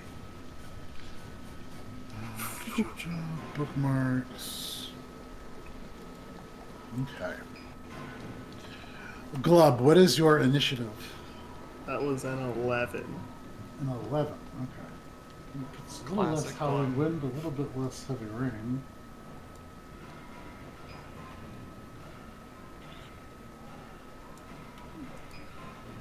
Okay. 27, you said? No. Damn.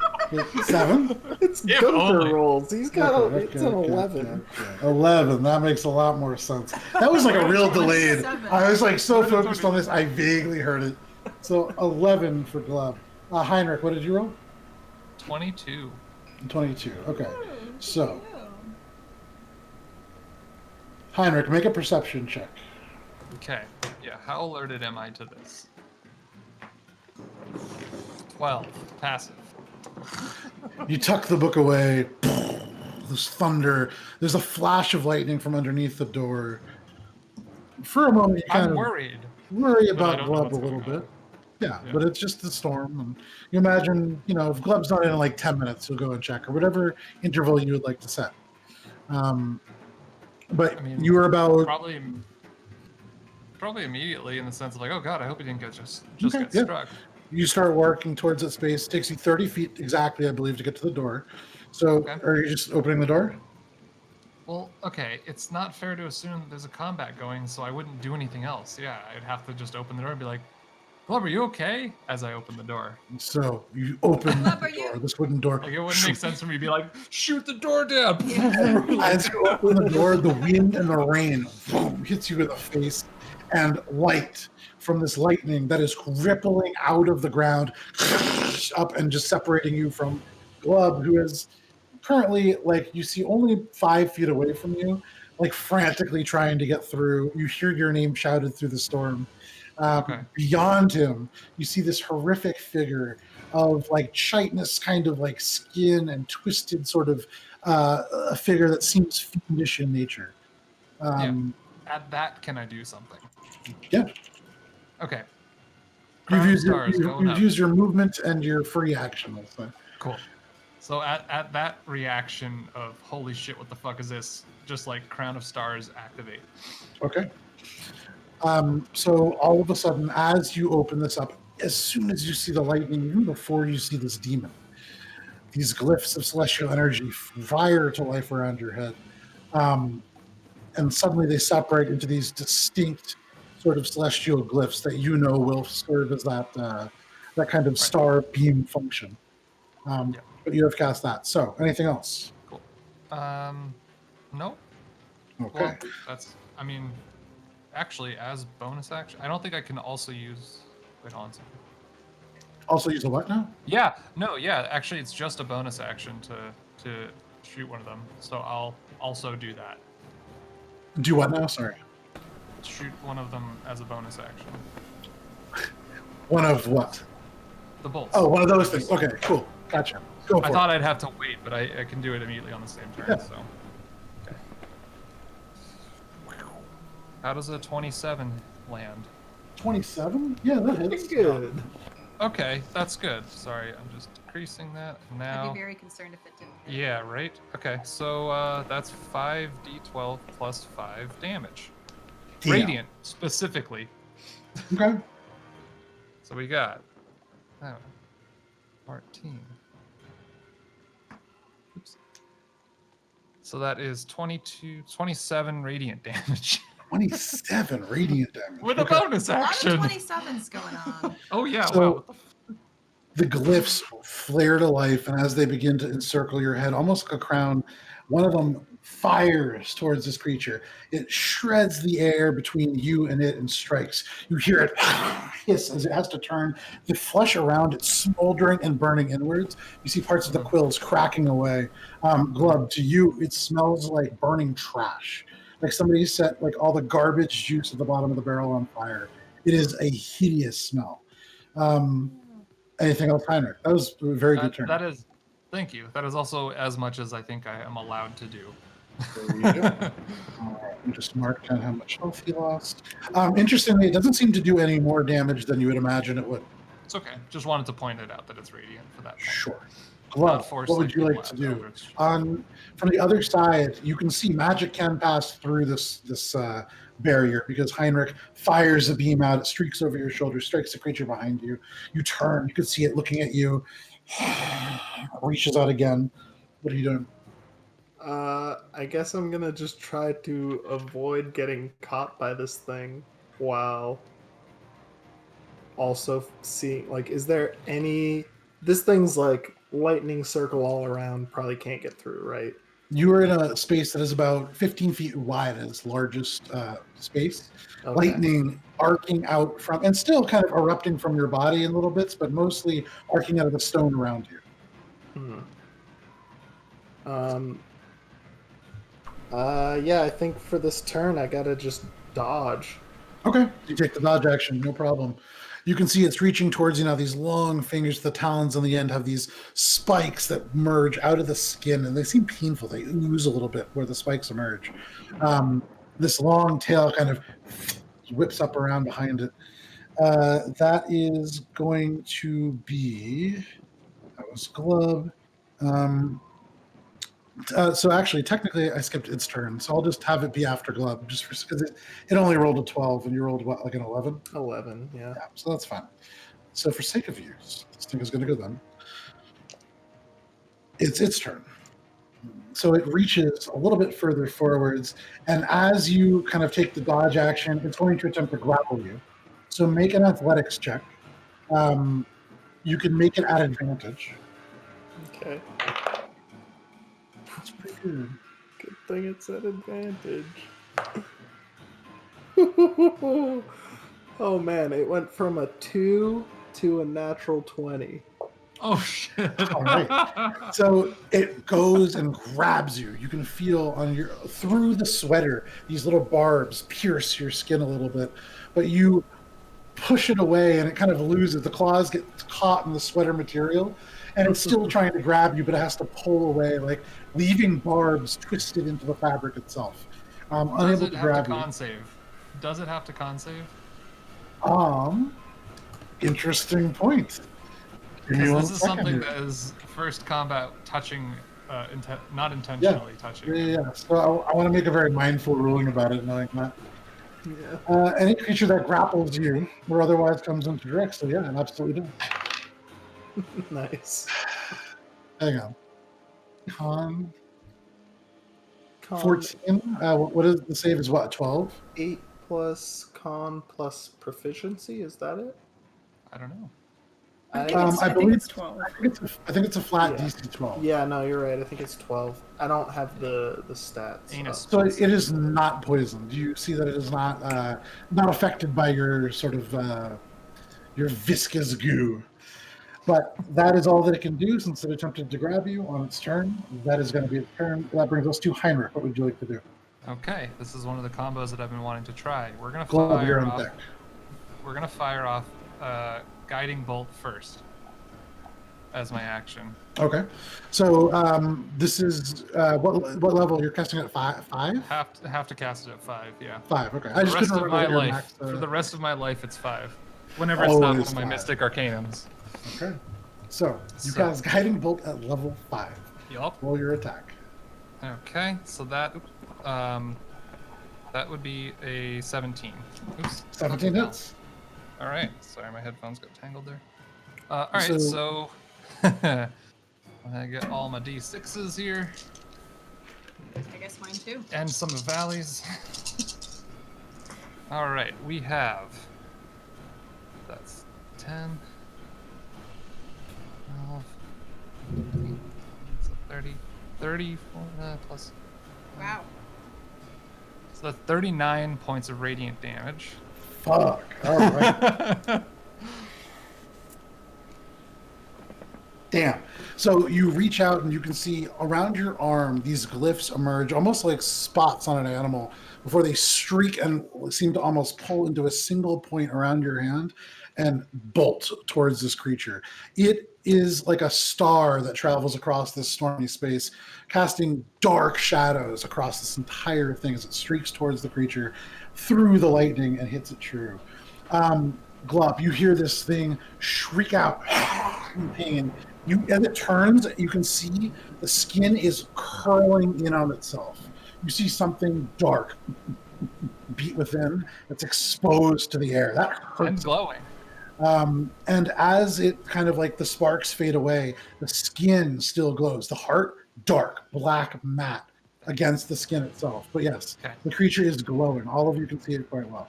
Cool. And I'm going to use that glowing and my bonus action to launch another star at it at advantage. Okay, make your attack. Because that's just a bonus action, not yeah. casting It's the a spell. dope. All right. Fuck it Great up. combo. I fucking natural 20 on the first one of the two. Nice. Damn. All right. Yeah. Roll damage. That's disgusting. So that's Okay. 8. That's 8d12 I'm plus 5. barfing. Gross. It's gross. I'm gonna It's use so some of your d12s to gross. hasten this up here. Can't So even look at you. Ew. all right. Damage. Ew. All right. So that's That's too much damage.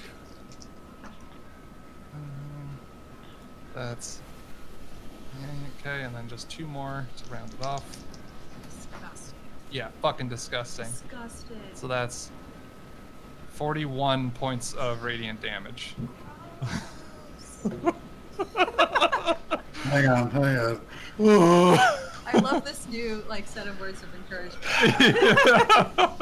That's Hunter, tell us how it happened. Right in the heart. I saw the heart. It was the obvious point. It's the whole thing is glowing, and then there's just this obviously should be but isn't, and I just key in on it, and there's that weird anime moment where they shift a little, and there's that delayed image, and their eye Oh, yeah, clicks you're and just moving a little bit to the side. Absolutely. yeah. So right in this through the moment, heart as the and rain falls into and the whatever wind dimension's howls behind him. around. Absolutely. Yeah, you turn and the guiding bolt streaks out. It hits it. The whole skin erupts and glows white. The rain around it kind of distorting it slightly. You see the black heart beating in this darkness, silhouetted by the bright light of the guiding bolt, and almost without thinking about it, the single glyph from the crown of stars fires towards this demonic entity, and it rips through the heart. The heart ruptures and folds inwards. And Glub, from your perspective, being so close to it, you can see the skin from where it hits on the heart and the heart ruptures begin to immediately turn to ash and burn away.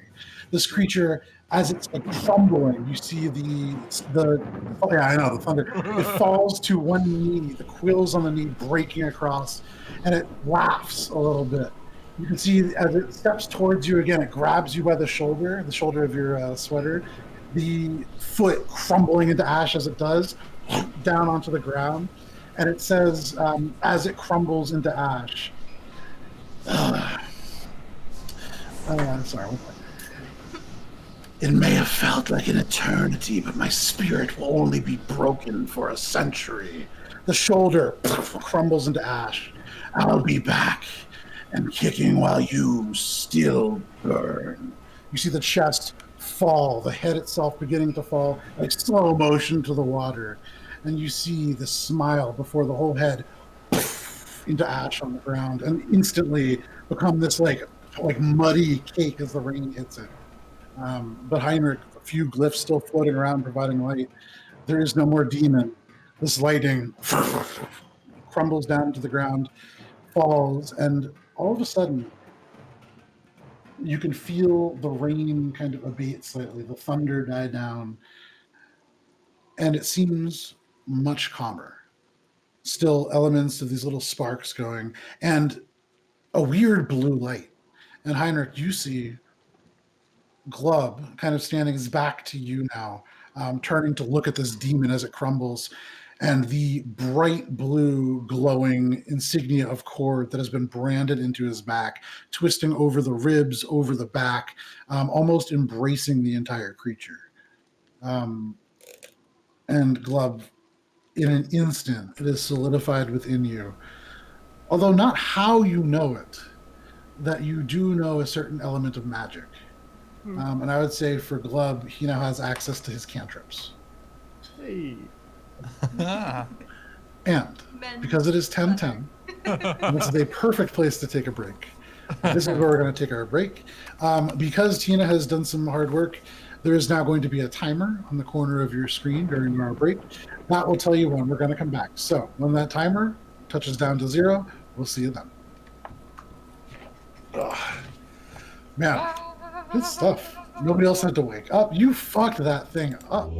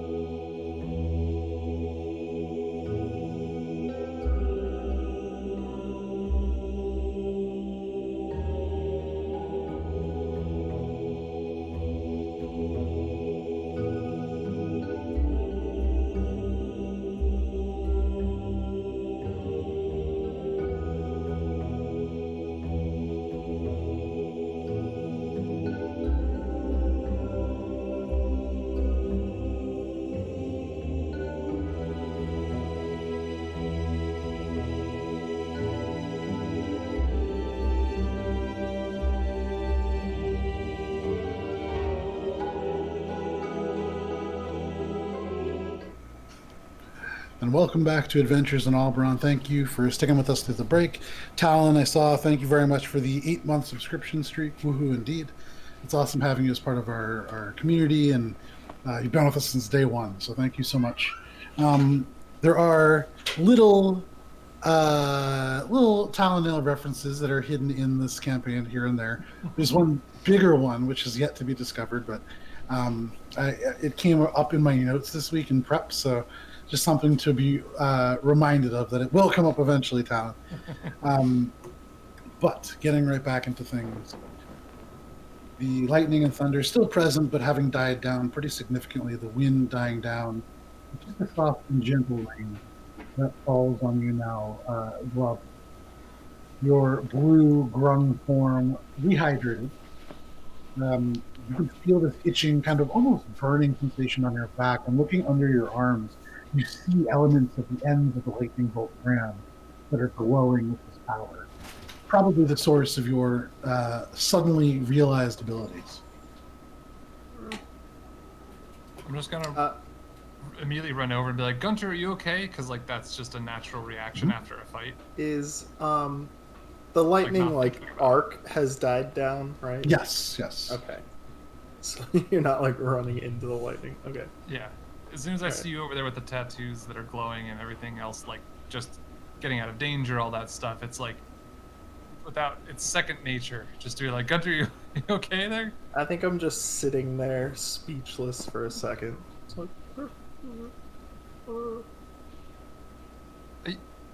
Did it cast anything on you? Are you just like Are waving you- my hands like? Are you going close to me? If Heinrich gets within range of me, I'm going to grab him. Oh yeah, I'm absolutely Second like nature, right. going to grab him. I'm Okay, like so right you up on you. Grab basically. Heinrich. Fortunately, Heinrich actually doesn't have any exposed skin All right. on his arm, so you grab Heinrich. I remember everything. What? Guntir, you remember? What do you remember? Eons of torture. Endless Eons? suffering for everyone. You were gone like a week. A week, a month, a year, thousands of years. Look, let's get you inside. I'm like looking around nervously to see if there's any trace of portals or anything. Make a perception check. danger. Make a perception check. Yeah. 14, kinda shaking. 16. 16. Yeah. You look at Glub, you can see this little bit of lightning hits, the thunder rolls, and in that little bit you can see his lip trembling. You can't tell if he's crying because of the rain, but you imagine he might be. Your gaze shifts around past him. You can see dark alleyways and strange shadows. And in this moment, after that swirling combat, your heart's still beating fast. Hard to tell. But you don't see any portals. You don't see any kind of swirling things. You smell the faintest hint of brimstone and sulfur. But even that, just almost like a memory, and as soon as you smell it, it's gone. You smell rain. You smell the ozone of the lightning that has streaked through recently. You might even smell a little bit of grun urine, but nothing else. I got a question in general. Given the tiefling thing of infernal legacy, is there anything baked into like me being a tiefling where I would recognize what that was, where everything was? So tieflings in this particular world, and actually I don't remember if Just this is wanted to- D&D canonical lore or not, Mhm. but tieflings, their humans are their ancestors, and distantly in the past they made some deals with fiendish entities and ended up with the features that they currently have. Right. It does Not not there's anything go- like tied to it, basically. no, there's no like racial memory of the Okay. hells. Right. That Okay. being said, if you would like to, you can make a history check. You might have read a little bit about these entities. Of the creatures that emerged from the hells, these are not terribly uncommon. I have never heard of them. Okay. Got a 3. No real idea. Real spiky looking boy. Look, Guntir, we have to get you inside. I'm still like not completely over the fact that all of this was very familiar in a weird way. Yeah. I'll just start ushering him in. Make Glub my kind way of up. walks in. You Holding my hand. you're holding your hand. Okay. Like, Yeah. holding my Yeah. hand. Glub has to I'll reach I'll up to- pick you up every other step, so you're kind of Yeah. like hopping really high. It's like you're rushing a child out of danger. But Yeah, you back kind inside of and then you slam the half door. guide, half swing Glub in, and shut the door. The sound of the wind and the rain dies down behind you. I'm going to slump down next to the door and just, start recuperating from that intense adrenaline surge that just happened. Or absolutely, yeah. You can still feel your heart beating, although much less intently than it was before. You can see Busey sit up as the door shuts. You see Karanza stir a little bit. Busey from over the side. Oh, you guys need anything? Yeah, no, we're good. Okay. Here, just, no big deal. He's already just turning over and laying back down. Okay. Is anyone else, waking up or moving? I'm probably or... still dead asleep, to be honest. Morwen dead to the world. Shae, with your passive perception, you would have heard the door slam for sure. That kind of jarring you out of your sleep, and you kind of in this dark space, the fire having died down. It is very dark, but you hear the kind of words beneath you. All right, well, if Everything no one okay? else is... Oh, you're up, Shae. Yeah, I remember. Guntir? And I think I would drop down at that. Okay. Yeah. Light as the feather, Shae alights on the ground. Yeah, I'm still kind of slouched on the ground by the door, just catching my breath. Yeah, it was a demon thing. What? And I'm just staring at Guntir.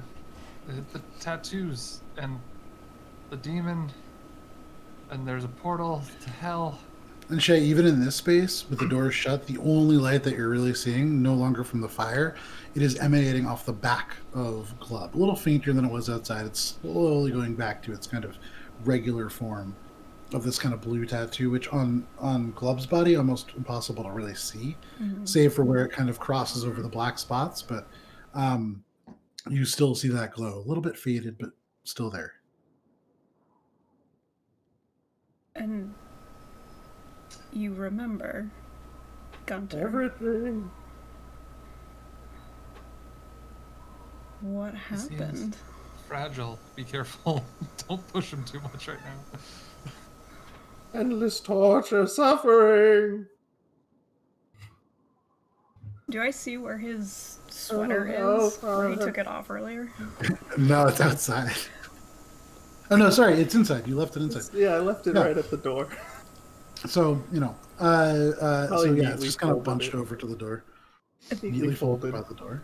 Pick it up and help him put it on. Okay, you pick up this very neatly folded square of sweater, kind of fluff it out and drag it over his head. Guntir, you are now wearing a too large sweater. Oh, I think better. just 1,000-yard stare. He doesn't even blink as you pull the sweater over. Just no reaction. I let out a wicked loud cat fart in my sleep. It's long and sounds like a balloon animal dying. And in my sleep, I'm just like, who was that?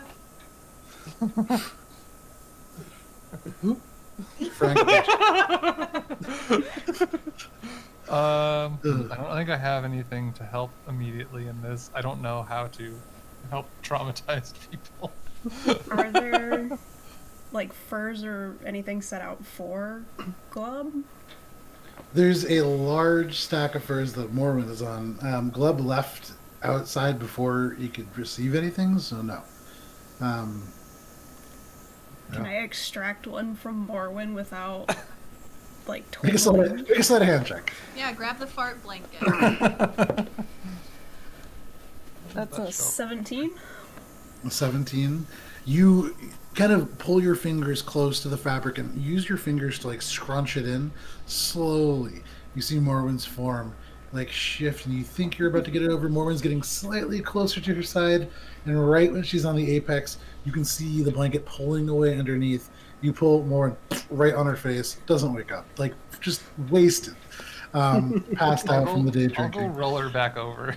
Okay, you roll it back over. Yeah. For a brief second, Morwen's chest isn't moving, and then it's like the sleep I'm not being apnea, careful like... about it either. I know she won't wake up.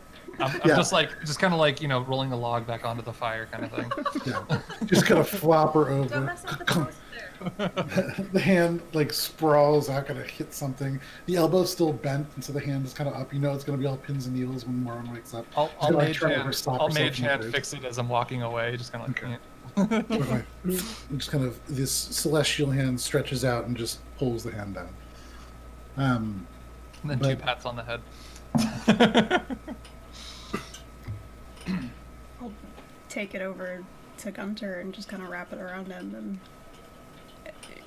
And where would you be comfortable? Anywhere but You're not there. You're not there. I'm gonna grab Shae. Should I make a Constitution saving throw, please?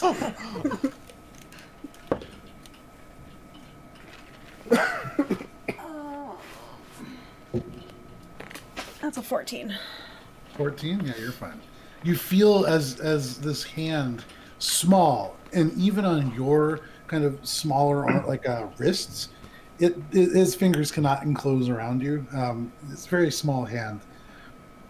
It leaves a residue, sticky and slimy at the same time.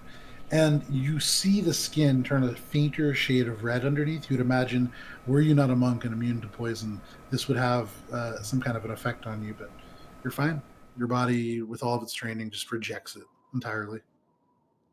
I'm gonna kind of lift him up a little bit and kind of move him closer to the fire, but not next to it. Trying to roast me? Not away from the Wait. door, closer into the room.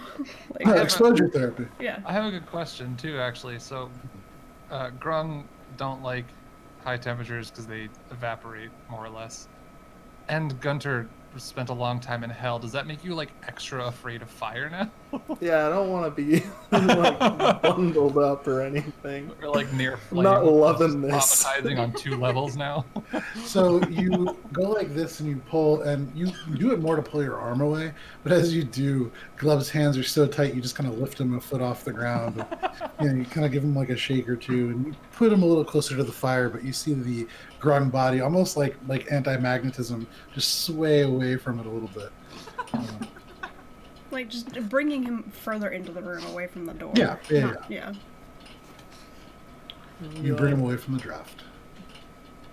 Shae, the things I've seen are worse than anything that we've ever done. I couldn't even imagine. I need time.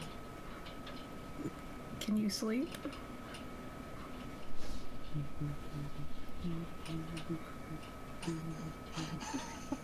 You see, he just begins to rock slightly back and forth in his kind of currently standing position. And in the dying light of the fire, it's difficult to really make out an expression. But probably not. He's not smiling and having a good time. No. Got nothing that wouldn't affect us all. I was thinking of doing a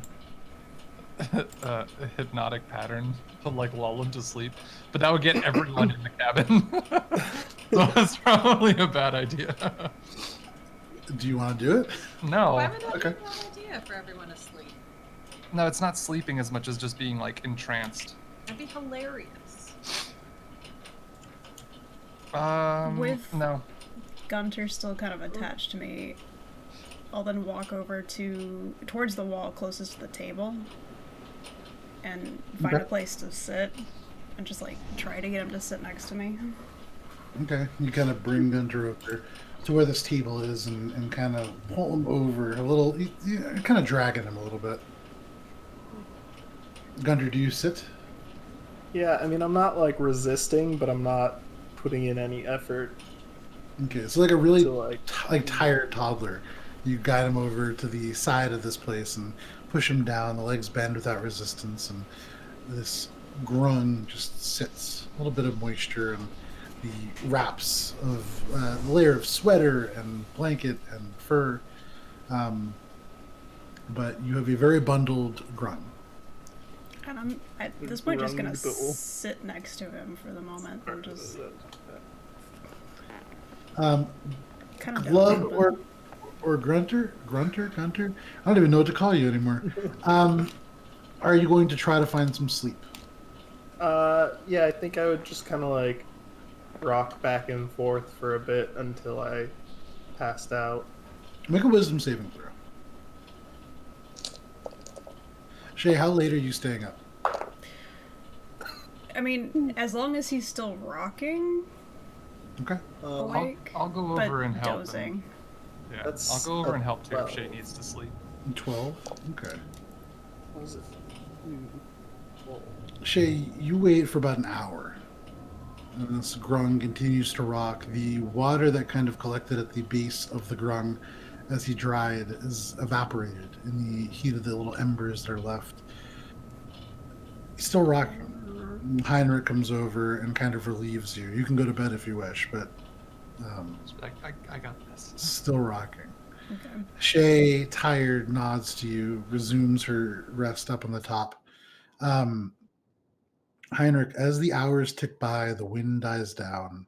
The storm fades almost into the distance. You hear thunder and you hear it traveling off into the west. You no longer hear rain. You hear the wind a little bit. And even that, as the night passes, dies down. You look every now and then, and with your dark vision, you can see the faint form of this grung. Glub, Guntir, really hard to tell now.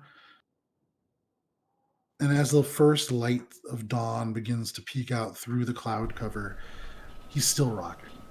And Matt, for lack of a better term, you can mark on Guntir/Glub 1 point of exhaustion. You do not find any sleep over the course of the night. For the rest of you, you can mark off long rests. Okay. I'm giving everyone in the party the temporary hit points, except because it's only 5, so it's Shae, Morwen, Glub, Aka, and then Karenza. Carranza. Okay. How much do they None gain? from UC? No, because he's not I'm just joining. kidding. So rude. You're not going to recruit Busey to your small army that you're Recruit them establishing? all. Come Recruit them along. all. None. Come along. Busey. We'll throw you in first. You could certainly try. The Nope. filthy friends. I think we do need a new name, and I like that one better already. Oh. I've given you guys so many chances, very explicitly. Well, we where never people have come out, they're like, anything. What do we call you? People, guys, hey. The people Yeah. guys say. Yeah. So, over the course of the night, you guys all gain your rests. The dawn light overtakes the space, kind of going in through the cracks between the log structures and the underneath the door of this place. And as day comes to, Matt, you are still awake and exhausted. And everybody else, you find some sleep. Carranza gets up right around like 7 in the morning, just stretching. Oh, I don't know. It's something about the storms, but I always sleep so well. Yeah, I normally do too, and I'll like pretend to be waking up. Yeah, she takes out a. Partially. Okay, yeah. She's too tired to really notice any kind of deception, so she just kind of nods. She goes through her bag, begins kind of combing out, and you can see in the course of the night her hair has gotten kind of like tangled up, so she begins to kind of brush that out a little bit. Going about kind of getting ready for the day. You see Busey get up, and he looks pretty happy to see everybody. Oh, I hope you all got some sleep last night. Hey, yeah, thanks. I'm gonna just go over to the fire area and like just light it. Okay. The flame just ignites. You see Yeah. Busey step back. Oh, that'd be pretty useful. That's 45 minutes of my morning just already done. You're welcome. Thanks for There that. you go. Yeah. He goes and he starts whistling a little bit and heads off to the back, It's opens the up least that I kind could of do. rain barrel again, which you can see is filled over the course of the night. Nice. I wanted to you would make imagine- tea, by the way, on the Okay. fire with my Sure. collapsible tea set. There you go. So as he brings back this big pot of water, you pull out the collapsible tea set, and as you open it, you can unfold literally a kettle. Yeah. Still, Put and it as like it the stone next to the flame. yeah, and as it kind of opens up, the joints kind of snapping into place, you can see there is this kind of it's like some kind of almost like a waxy material that you then pull down over the seam, and it does create like a watertight almost kind of thing. You worry at first about putting it over a direct flame, but it's almost like a butcher's paper kind of deal, or like a Like parchment kind of. like a parchment paper kind of thing, where as you put it on, you can see it does heat up, but it doesn't burn. It doesn't seem to have any real effect on it. Cool. And Yeah. water very And quickly black boils. tea for whoever wants some. I'll look around. Black tea, anyone? Trying it out. Not usually my I thing. want some. Perfect. All right. Yeah, I don't really get a chance to have it, so sounds good. And Oh. also now that I'm getting up too, I'm probably gonna like look at the grung all like bundled up, being like, stay out all night in the rain, you're gonna get sick. You pull out the Guntir poster, and Glub, you see as Morwen begins to kind of roll it back up, your face, about 100 years younger, staring back at you as the gazelle. I'm gonna go over to Morwen and be like, he didn't sleep at all. He was attacked by a demon last night that I had to fight off. Were you the demon? Thank you. That was very kind of you. I'm just gonna like turn and go back to the tea and just like. You sit see by the fire. Carranza, who is like brushing her teeth, looking up, and she's like, "Whoa, that's like really racist." Just kind of goes back to brushing her Yeah, teeth. it really is. Just gonna go back down and sit by the She takes tea. a toothbrush out, Mildly it's like unfazed. You I see a guess. little bit of the this kind of it's almost like a powder that she added that's kind of become like a toothpaste like material. And as she like pulls it out of her mouth again, a little bit of it like flecks off onto the floor. But she's just kind of like, I'm from the kingdom, and people aren't even that like open about that kind of thing. There, that's pretty rough. Oh, I'm just joking. I don't believe it. I would have woken up. I'm a light sleeper. I'm just Some putting the tea crumps. into the the steeper and then steeping the tea, and I Yeah, pull out so- the sugar. Point of fact. Okay. I'm gonna use some of the sugar and be like, hey, this is for helping out. I don't know if you've ever had any of this, but I found it here actually. Last time we were up here, BUC. Like just on the ground. Well, yeah, actually, laying on the Oh. ground in a container that I found. Just that's it. There's stuff Oh, around okay. here. I'm sure you've seen. It's not growing around here though. It's not something. No. Fine. Okay. No, but Oh. it's yeah. Anyways, I'll try it. yeah. So sugar black tea for everyone. I'm gonna leave the majority of the cups over by, like on the fire, whatever side area for people to get Sure. themselves, Just leave and a bring couple over a of cup to Glub. Okay. Glub, this black tea as it's kind of put under your nose. It smells herbal and sweet at the same time. Would you like any? I'm gonna grab it. Look, it's just a Thank you, little bit of Heinrich. energy. You didn't sleep. I don't know how else to help. This is kind of the best I got right now. He's still just holding it. And worth noting, this is a metal cup that you just poured boiling water into. It's hot. I thought And there would be Glub- like a little tin like handle or something too. There is, but he just took it and he's not really Oh. reacting to it. Okay. He's just like holding a 1,000-yard stare. You can I'll, see like, like the blue skin get like a guide little it. bit more light. I'll guide um, it to his mouth. Okay. Glub, do you sip it? Yeah, I'll sip it. It's good. You can see Busey takes a sip of it as well, and his eyes open up. This is amazing. You just found this on the ground? Well, it wasn't laying out on the ground all dirty, but yeah, more or less. It's called sugar. Sugar? What What is Found this it. sugar? I found it inside of a shoe. I don't know. Ew. Well, it was on a corpse. I'm not saying this out loud. Okay, yeah. Giving us shoe dust. Dead guy tea. So he just kind of nods and says, "Oh, this is amazing. You don't have any of this just kind of to spare, do you?" Yeah. I mean, here, I'll give you 20 servings out of my 48 that I have left after that. Oh, he takes it very, very gratefully. He goes and he takes out like a little handmade. And all the cups that he's like used throughout this time, all of it's like hand whittled or carved or assembled by hand. But he takes out this little kind of like wooden cup that has a top on it, almost like a beer stein. And looking at it, you could see maybe like an earlier piece that he had created. Not great, but Yeah. it does have an opening, and so he just kind of adds it in, shuts it, and sets it aside. Well, thank you, Heinrich. I really appreciate it. I mean, you took us in during a storm. Shelter from the storm, literally. That's very kind of you to have done. And, you know, given that you're up here all by yourself, too, that little goes a long way. So I hope you enjoy it. Yeah, I don't really know. I'm gonna have to make some pretty big lifestyle adjustments, I guess. Yeah, the river that I used to get water from doesn't really exist. But if it rains like it did last night, any kind of regularity, I can just kind of fill up the rain barrels. It'll be okay. Yeah. Oh, well, here's hoping. Who knows?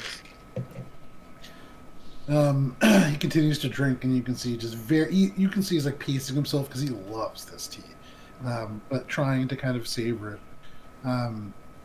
The fire crackles cheerily. But you guys kind of eat breakfast and roughly come together.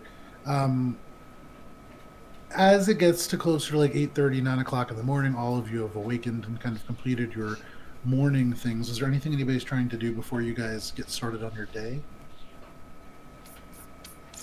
I don't think I got anything. Okay.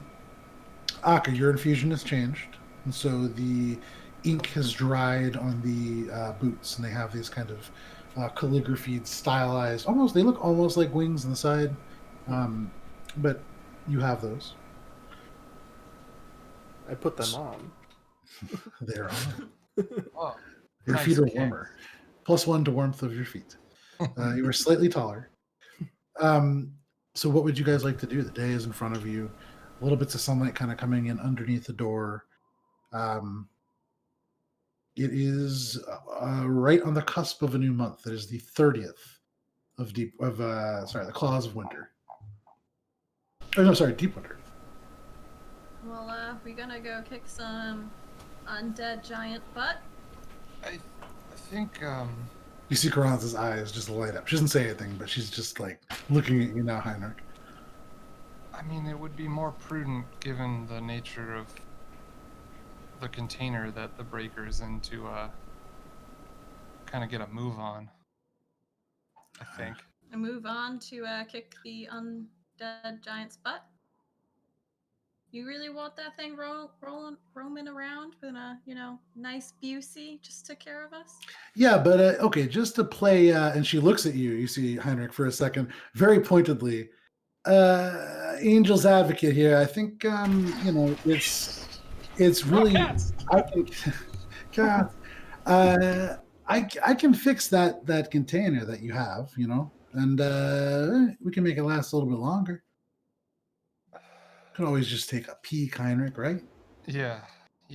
I'm gonna look over at Shae and just be like, Well, we protecting don't have Busey? I don't know. a choice if Aka? the teleporter wants to go check it out. No, listen, I'll take you wherever you want to go. If you don't want to do it, you don't want to do it. It's fine. I can't make you.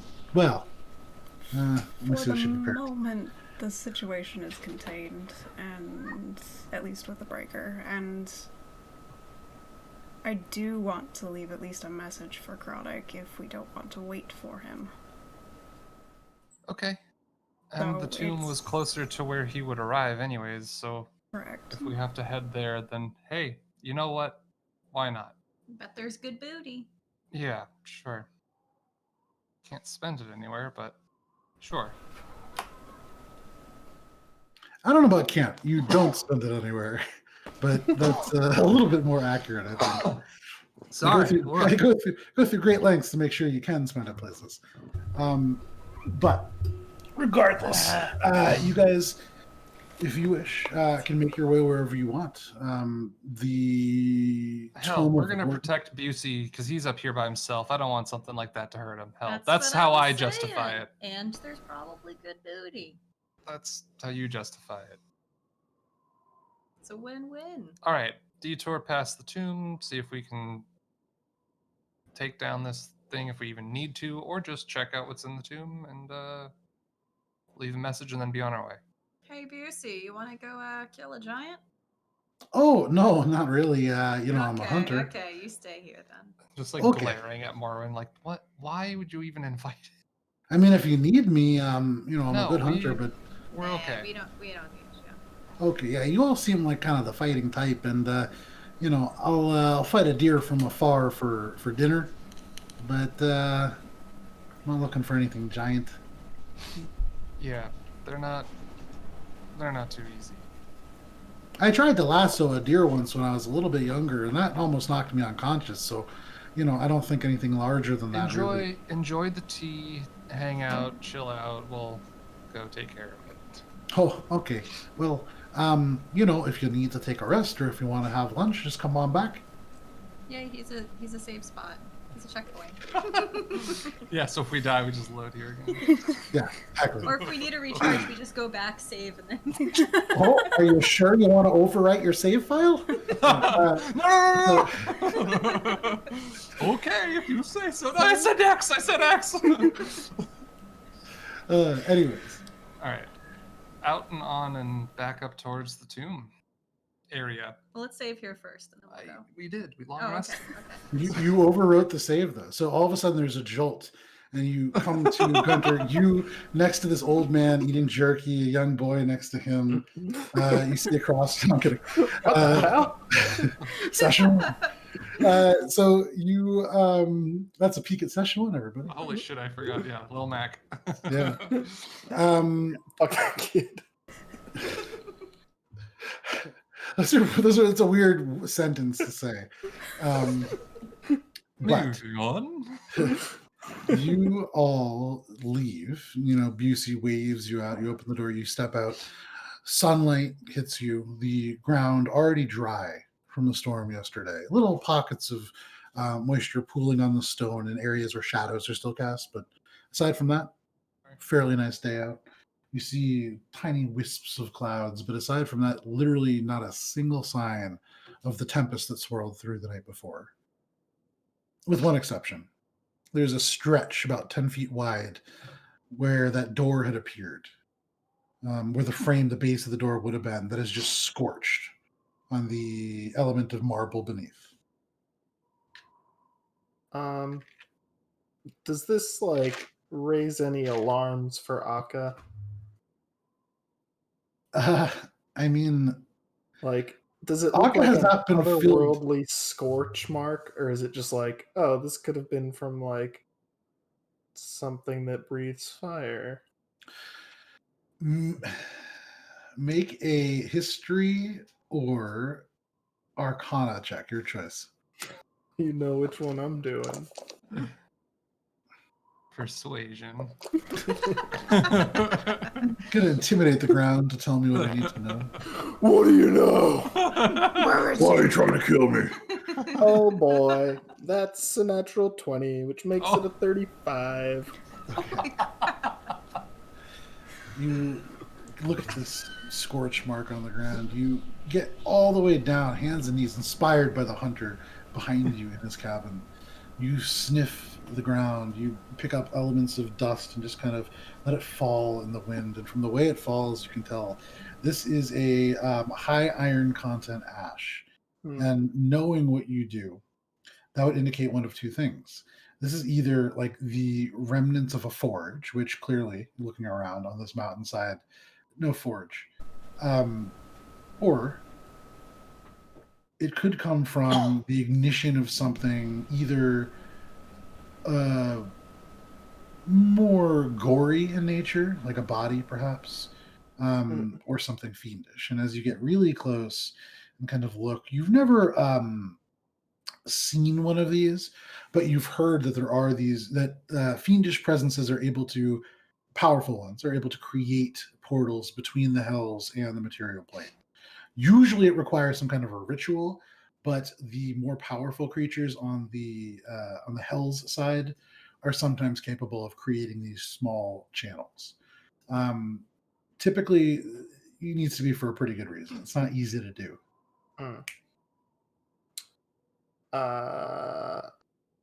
What happened? I slowly turned to Heinrich.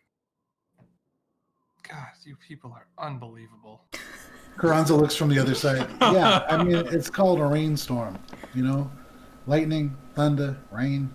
This No. isn't from lightning, thunder, or rain. No, there was something that came for Guntir last night. Oh, so that was You mean real? the frog?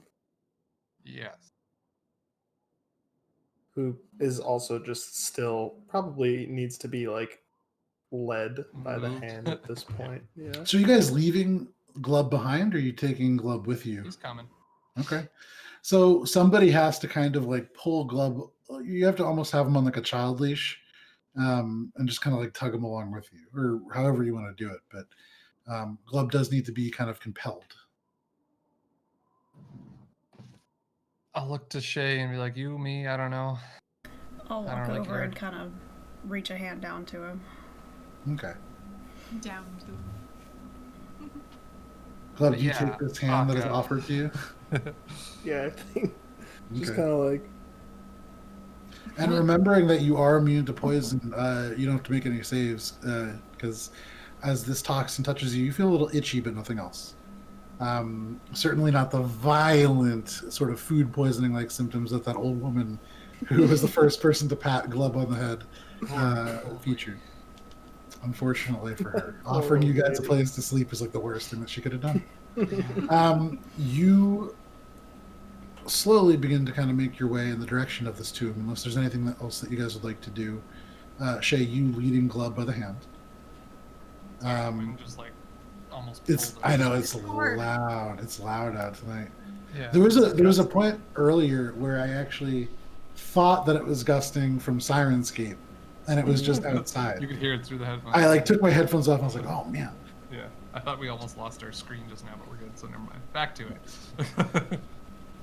You guys begin to make your way towards this tomb. You've been by a couple of times, and Heinrich, you especially, have taken note of it, and so you guide the group without issue. A About safe distance vantage point. about 50 feet away, you are able to see this kind of dark opening in the ground, where the top of this tomb is kind of caved in. You know beneath it, but there's this kind of bare metal pole hanging where that lantern was, and beneath, you know that open casket is formed. So, All right, well, let's get going. I go sneak over to the entrance. before Make a we stealth should check. just- Well, while she's doing that, we Yeah. should probably check to see if there's any sign of whatever could make such loud dragging and banging noises and lift itself out of its casket. Sure. Make a perception check. I was kind of saying that to the group because I know my weaknesses. If anybody else, go ahead. I'd be like, oh, okay. Look around. Okay, so whoever Look, would I like only to have make one a eye that was perception check. originally its original color. Ooh, neither of those were great. That's an 11. An 11. Okay. Yeah. Anybody else? Oh, I already snuck over to the hole. Gunter's not making a check. He's Okay. just He's checked out. Heinrich, what was yours? Oh, he's got a yeah. lot on his mind. Oh, shit. 22, 21. Okay. Got a So- 19. Morwen creeps over, and from the opposite side, you kind of just walk over, the armor kind of rattling, and you lean over and peer in. The wind is still present, still kind of buffeting you a little bit, but it feels like from this opening, a different pressure or smell or kind of air is escaping. And as the wind kind of hits you on the side and then dies down for a second, it's almost this unpleasant sensation like it's breathing on you. But you listen. A couple seconds pass. You see on the other side of this opening, ding, ding, these two black ears pop up as Morwen just kind of peeks over and then disappears behind some rubble again. Morwen, what are you doing as you sneak around? I'm scoping the situation. Okay. Heinrich. Wait, if we're thinking that it's undead, I'm also going to be like checking with Loose to see if it's glowing. Like, Okay. So So you see the ears ding, ding, pop up, and you hear from behind this stone, shink, and a purple light just kind of fills the space. You can see it like shining a little bit from the other side of this rock. Morwen, as you pull Loose out, it is glowing. A brilliant, almost like similar to the color of Kindscale's eyes. It's like a bright violet hue that seems to emanate off the metal. I'm just going to make eye contact with Heinrich and just be like, Did the sword come out?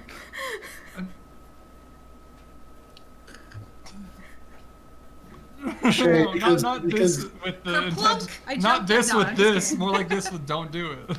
Shae, Karanza looks over at you and just kind of gestures. What's that? What's with the purple sword?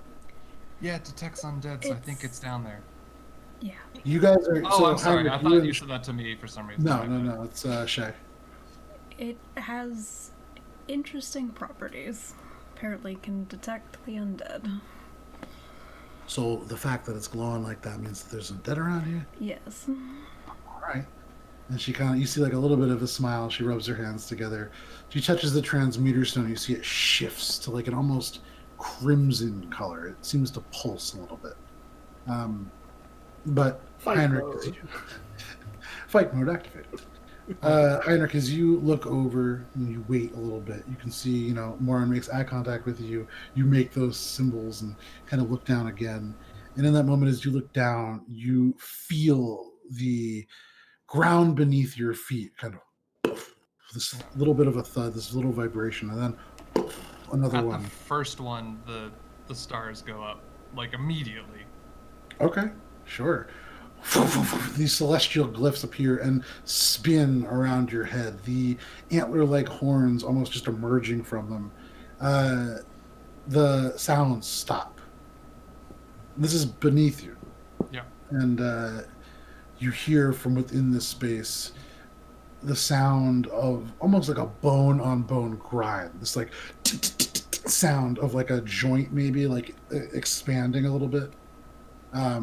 You hear again this other kind of,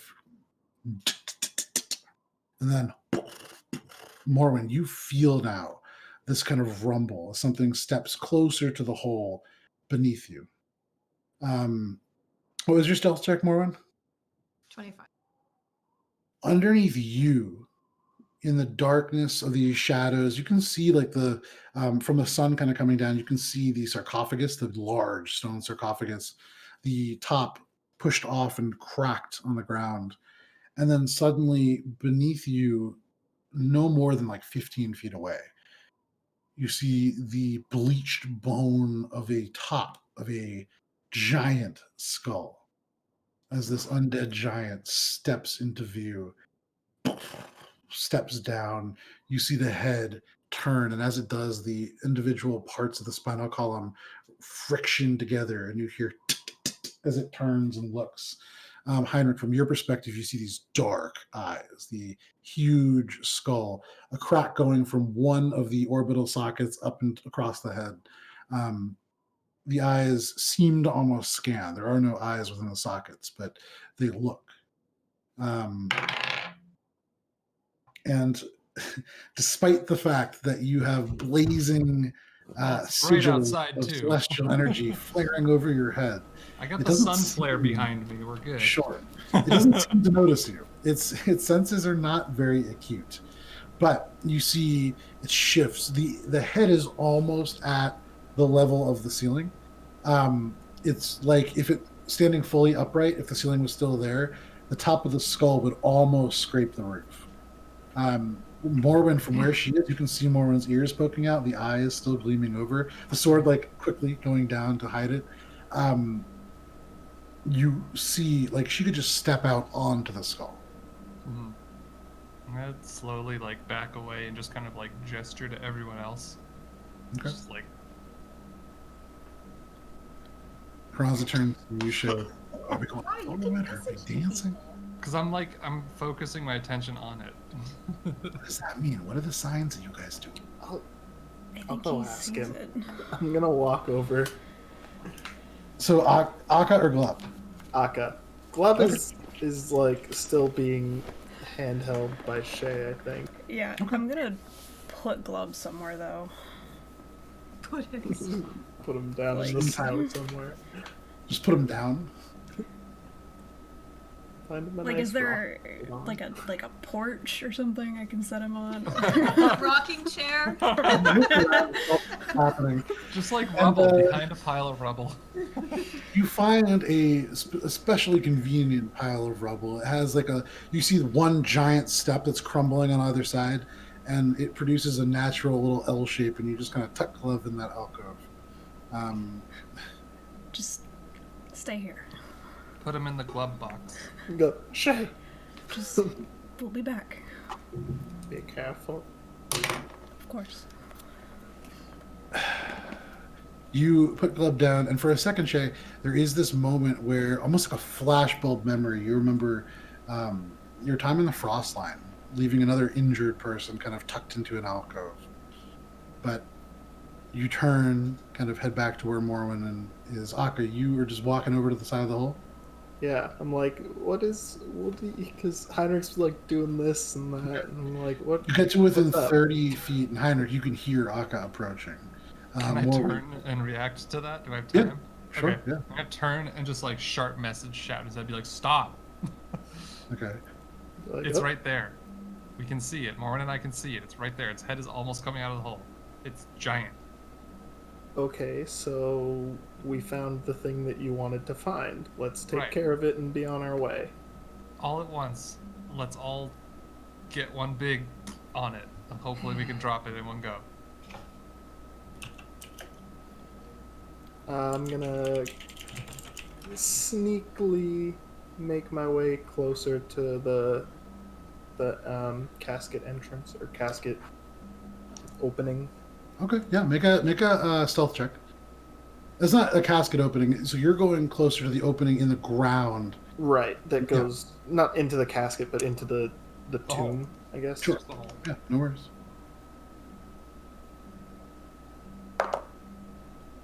Okay. That is a 19. 19, okay. You creep up. You step one step after the other. The little bits of ink seem to almost flutter along the side of your boots, seeming to almost make your feet lighter. You're able to quietly pick your way across. You get to the edge, and even before you do, maybe 10 feet away, you see the slight dome of a skull that is large, one might say giant, and roughly at the height of where the ceiling would be. This is a large creature, and you see this shiny kind of dome turn. It is moving. Okay. I'm gonna get ready for a fight, Okay. but waiting for the signal that is probably like You wait for some flapping. Yeah. waiting for Heinrich to start moving around erratically. So Akka on standby, Morwen on standby, Heinrich right above this sort of gap. Shae, you have deposited a Glub over in the corner in the glove box. What would you like to do? That was Heinrich. That was Miles' thing. Yeah. Make my way back over to Karanza and just like whisper to her almost, I think they see it. Okay, do you think like I should put something real powerful on it here? Like, how strong is this thing? Do we think? As she's asking that, not that I had heard, but can I like try to size this thing up? Have I like read about or seen in my business anything like this at all? I would say no. Probably undead before, but not. Yeah, make a giant history undead. check if you want to kind of try to pull together some little factoids. This is a pretty unfamiliar. Right, and also situation. just like trying to figure out like just based on the size and like what's going on with this. Sure. That's a 19. Okay. Shae, to you, Carranza just sort of says, "All right, I'm as soon as it looks like things are about to go sort of south, I'll get disintegrate ready and I'll hit whatever's down there. And I feel like that'll probably take care of it, you know. Kind of a higher end spot. You don't really do magic. I don't know why. Just watch." And she kind of turns over and kind of peers in and very intently. Let me just look at the range on this. So Heinrich, it seems as if people are waiting on you. Akka, as you're looking at this thing and trying to size it up, with a 19, it's a giant. You'd imagine that it is giant, and probably can do a giant amount of damage. It is undead, and so you would imagine probably not something that fatigues, not something that really thinks, and so once you engage with it, it isn't going to stop hitting you. But it's hard. I mean, you've heard of necromancy. You've never heard of somebody bringing a giant back from the dead. Not a whole lot. Okay. So it's a big bad. We gotta take it down. Okay. I'm gonna look around to everyone that I can see and just do like a nod and like nod and like nod and like nod. And then Fire in the hole. yeah, I'll just kind of get the best angle on it that I can and just start things off with that same combo that I ended the other one with. Okay, so as the glyphs kind of float and drift around your head, almost like a halo of this kind of celestial glyphs. Yep. You hold out a hand, and those bright white lights begin to emanate on your arm. And at this moment, you can see Carranza start to cast something. I need everybody to roll initiative. Heinrich, you're going to get a surprise round. Okay. It's good that I did. I mean, it's good that I did. Holy shit. Well, now that bad roll's out of the way, I can attack. Nice rolls. Okay. Anybody with a natural 20? Ah, For Akka? yes. Whoa. Okay, so top of the top, tippity top is Akka. Anybody 25 to 20? 21. 24 and 21, so that's 24 for Morwen. 21 is Shae. Anybody 20 to 15? Okay, 15 to 10? Where you at, Heinrich?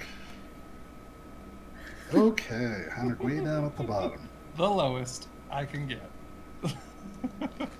So, Akka's going to be up first, then Morwen, then Shae, then this thing beneath the ground, and then Heinrich. So, What about Carranza?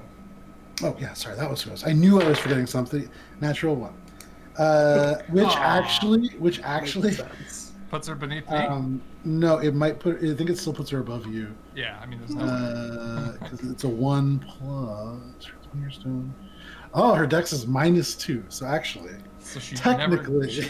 She doesn't engage, technically she rolls a -1. which is just 1. So, Heinrich, go ahead Yes. and you cast Guiding Bolt. The Guiding Bolt celestial, first. Yep. yeah, celestial glyphs ignite along your arm and swarm to your hand before bolting out towards this creature. Is it a natural 20?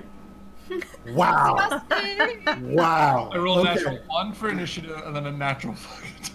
That's That's your second dope. time. That's the too. second time today. You're so gross today. I am- Fucking. That's 8. Are we just gonna roll and double, right? Because I want to roll Yeah. 16d6. Yeah, no. So you roll the dice and then double the amount Yeah, I on the know, dice. I know. Add your modifier. Yeah, All right. that's Average why I roll, do but this. not bad. Yes. All right. So we have that is 10. That's 26 plus. So 26 times 3. Okay, 30. Sorry, 26 times 2 is 50. 52, then plus 5, so 57. Okay, 57 points of radiant damage. Correct. Okay. 50. You said 57? Yeah. Damn. Okay. I almost feel bad. I was gonna say, I feel bad. We didn't even try to talk to him. Maybe he's This a cool bolt dude. strikes the top of the skull that you could see. From underneath, you hear this terrible, and it like begins to brightly glow. Suddenly, the entirety of the room beneath is just erupts in light. You can see as this giant skeleton is coated in this radiant energy. It is like daylight within the room. You can see the walls, these sconces, all dark. You see a large iron chest off in the northern corner of this room, and you see a giant undead skeleton, the throat writhing with these very familiar-looking, almost vine-like root protrusions. And you, Heinrich, in a brief moment, remember him swallowing that thing. Probably is what killed him. But you can see it's erupted from the throat and has just whipping and writhing around. But it is glowing. And now, as a bonus action, Yeah, with the advantage, please give me a good. that's filthy. Oh, one away from another natural 20. Wow. So okay. at 29. That's 29 hits. All right. And you rolled at advantage, right? I did. Yeah. Okay. So that's 18.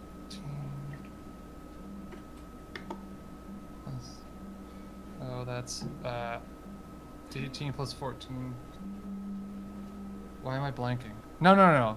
Yeah. 18 plus 14. Whatever that is. Why am I blanking? 18 plus 14. Okay. So 32. 32. Sorry. Plus 5 for my charisma bonus because it's a radiant spell. So 37 radiant damage.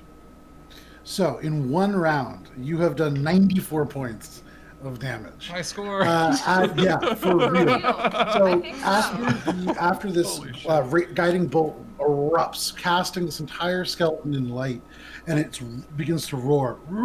This light beams from on top of your head and strikes. It goes into the mouth of this giant, ruptures through. You can see it igniting out of the bones. It crackles through. Parts of the actual ribs burst out, just powderizing into this kind of bone dust. It's hurt. It's certainly looking hurt. You can see elements of the roots kind of charring and withering. A couple of them fall off and die. It's in rough shape. I'm strafing around the hole, keeping a vantage point on it, basically. Sure. That brings us to Akka. What would you like to do? I think I'm gonna give him a good old firebolt. Yeah, sure. Go ahead and roll that attack.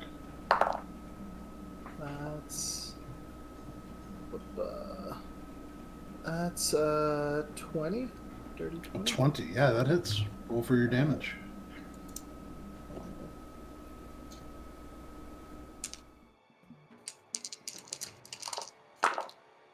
Ooh, that's 21 fire damage. 21 fire damage. That puts us at 115. You can see as you gesture, and this little bit of calligraphy ignites in front of you and then seems to burn away as it streaks towards this creature. It hits the bones, already kind of crumbling from Heinrich's hit, and you see this big poof of fire, little bits of charred bone like skittering away and falling onto the floor. It hurts it. And then as a bonus action, I'm going to attempt to telekinetically shove it 5 feet back away from, like... Absolutely, yeah. So the feet. Yeah. Technically, so if you were shoving it 5 feet down, my ruling for this is that you're attempting to shove it prone. Because it's away, the wording is away from you. Yeah. So yeah, go for it. Okay. Oh, well, it has to succeed on a strength save. Okay. Strength save? Yeah. So, we'll see. It's a Okay, DC I guess 18. advantage on strength saves. How does a 31 do? That'll do it. Whoa. Yeah.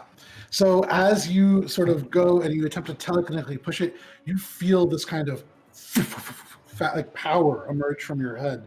It hits the skeleton. You can see it doesn't even phase it. With all that's going on, the fire, the celestial energy, the radiant kind of light, like dying finally from its form, doesn't notice at all. Doesn't move. Okay, that's fine. It's still down there, so Anything else? just kind of.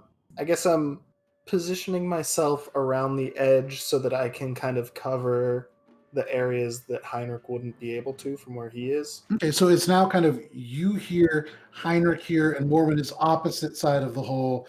Shae a little bit off to the right from where Heinrich is. So you guys roughly have the hole surrounded, with the largest uncovered portion being on the northwestern corner. So you guys now mostly looking in. But Akka, that is your turn. Morwen, you, from your hidden space, you, in the time it takes, you look at the sword. It's glowing bright. You look at Heinrich. There's some like exchange. You look down, and as you put it away, there is like a commotion. And as you look up, this giant, like burning from the inside, little bits of fire smoldering off part of the ribs. It looks kind of hurt. You can see Akka like on one side of the hole, Heinrich opposite. There's like it's a battle all of a sudden. What would you like to do? You gotta puss and butts it. Yeah. So it is. It is Dive on right. its head. Yeah, you could dive on its head. How like far down is that? Like, is that Like gonna... like 3 feet. You could step off of the stone and be standing on its head. It That is sounds right in fun. front of you. Sure. I do that. So from this darkness, Morwen, you leap, pus in one hand, butts in the other, and land on the skull. Go ahead and make your first attack. It is a sneak attack. You do have advantage. Yay. Guess, yeah.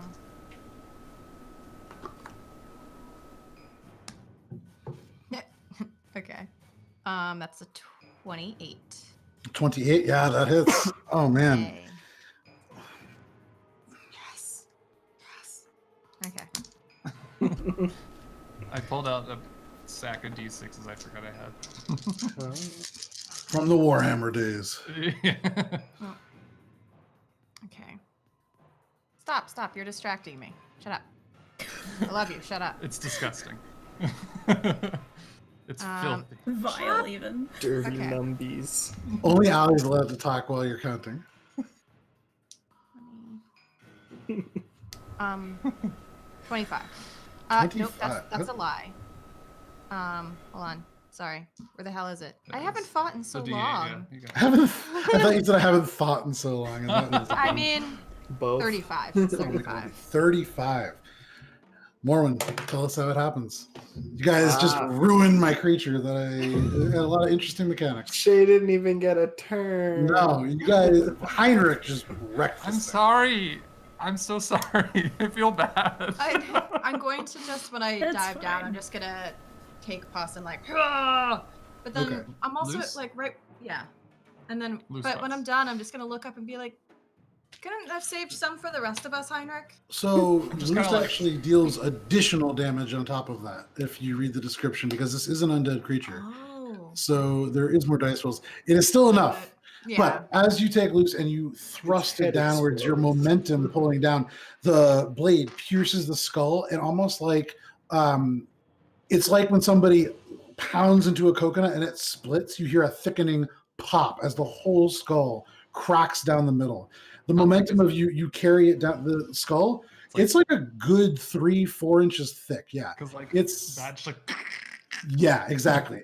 But it's all one motion, so it's like a and as that happens, your momentum plunges you down. You feel the vertebrae collapsing beneath you, and you go like a good foot into the giant's body.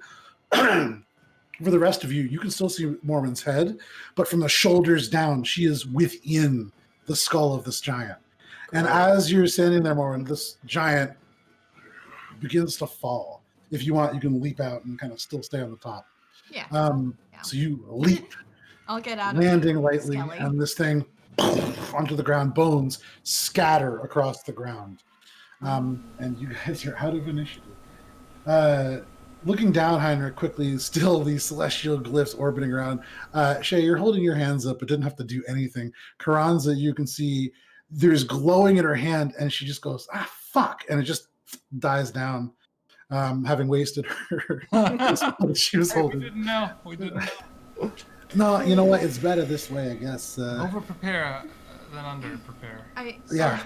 I will say, since I am the first one down here, I'm like running straight to wherever I see the closest booty. Make an investigation check. So it's kind of this pile of bones, but even in this pile of bones, there are other things. So I'll actually, come down I'll with the say, light. Morwen, you can choose. Would you like to investigate this iron treasure chest looking thing, or Oh, the hell corpse of this? Okay, so you rush over there. Of course, I'm gonna Just go to the through treasure bones. chest. Bones scatter under your boots, and you run up to this treasure chest. You go to open it, and of course, it's locked. Seeing Morwen run off to the side, I'm like Yeah. assuming there's more fight going on down there. So I'm like, oh shit! So I just like run down. I kind of jump down a little haphazardly. being Make like, a make an "I'll fight acrobatics more." check. Yeah, make an I acrobatics think check. seeing Heinrich jumping in, I would casually float down. Okay. 14 for acrobatics. 14. So And you all of a Maybe sudden, one of my you, only acrobatics Heinrich, I've ever rolled. you see Morwen dart out of sight, thinking that this is still happening. The celestial glyph still orbiting around your antlers. You leap. You kind of catch your foot, fall a little bit, and it's like a superhero landing. But you clearly, your knee takes a lot of the impact. You stumble forwards. It doesn't look cool at all. But Morwen, from you not looking at Heinrich, all of a sudden this beautiful teal glow fills the space. And as you turn, Heinrich's like slowly standing up. And Yeah. he's in a lot of pain, but he just looks very focused. Yeah. Inwardly, you're just like 30-foot radius if it matters of the light. Yeah, and it just spreads across most of this room. Cool. You see Morwen's back as she kind of focuses on this chest.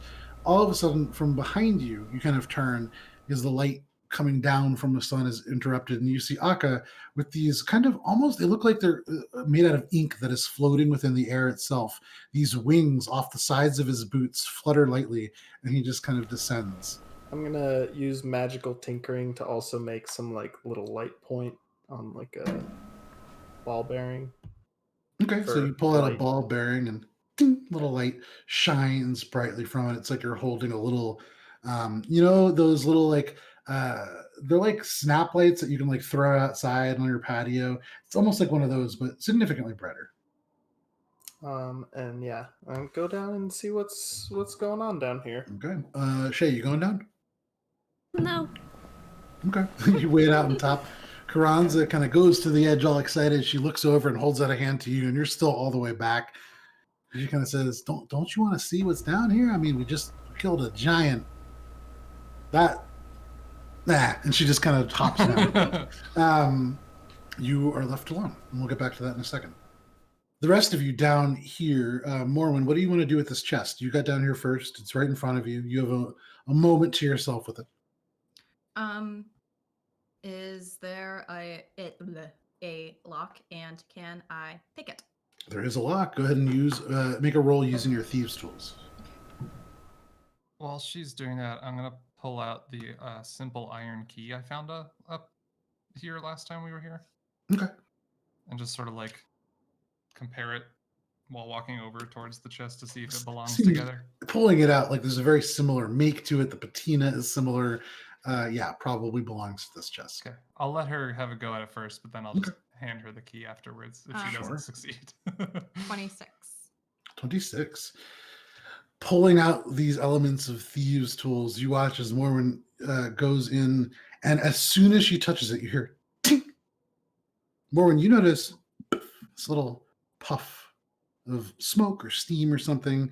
Maybe the pressure within the chest so old or something it's steamed in, but it opens. You have to like get underneath it. It's surprisingly heavy, maybe 50, 60 pounds, but you muscle this lid up. It's It another giant. slams No, just open.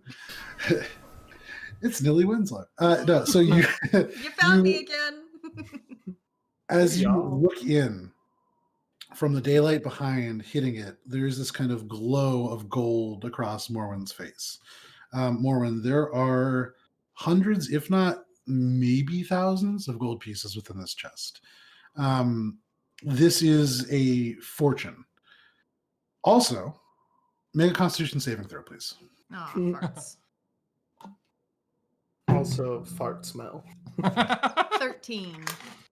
Okay. There's something. One second here.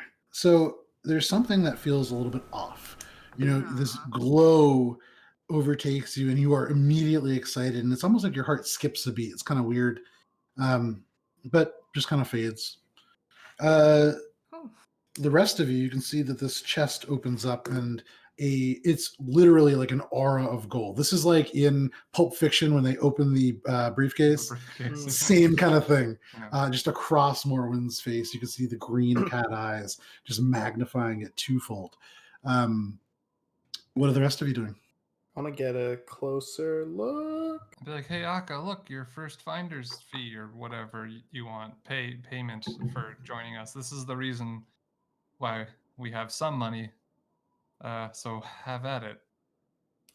Again, I'm going to go get a closer look. What are you trying? Make an investigation check. What are you trying to find out about this? Like, holy shit, is this a lot of gold? This is a lot of gold. It is, and the pieces are big.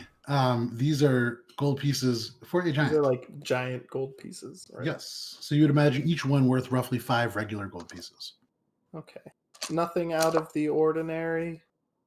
What's your of investigation check? gold. Oh, yeah. Investigation. It I feel like depends. since I'm over there too, I will be 17? as well. 17. Are you like manually turning it over and looking at the symbology and stuff like that? You read giant, right? No, I don't. Oh, okay. All right, Akka. It's confusing because you're playing so many characters, even 2 within one body.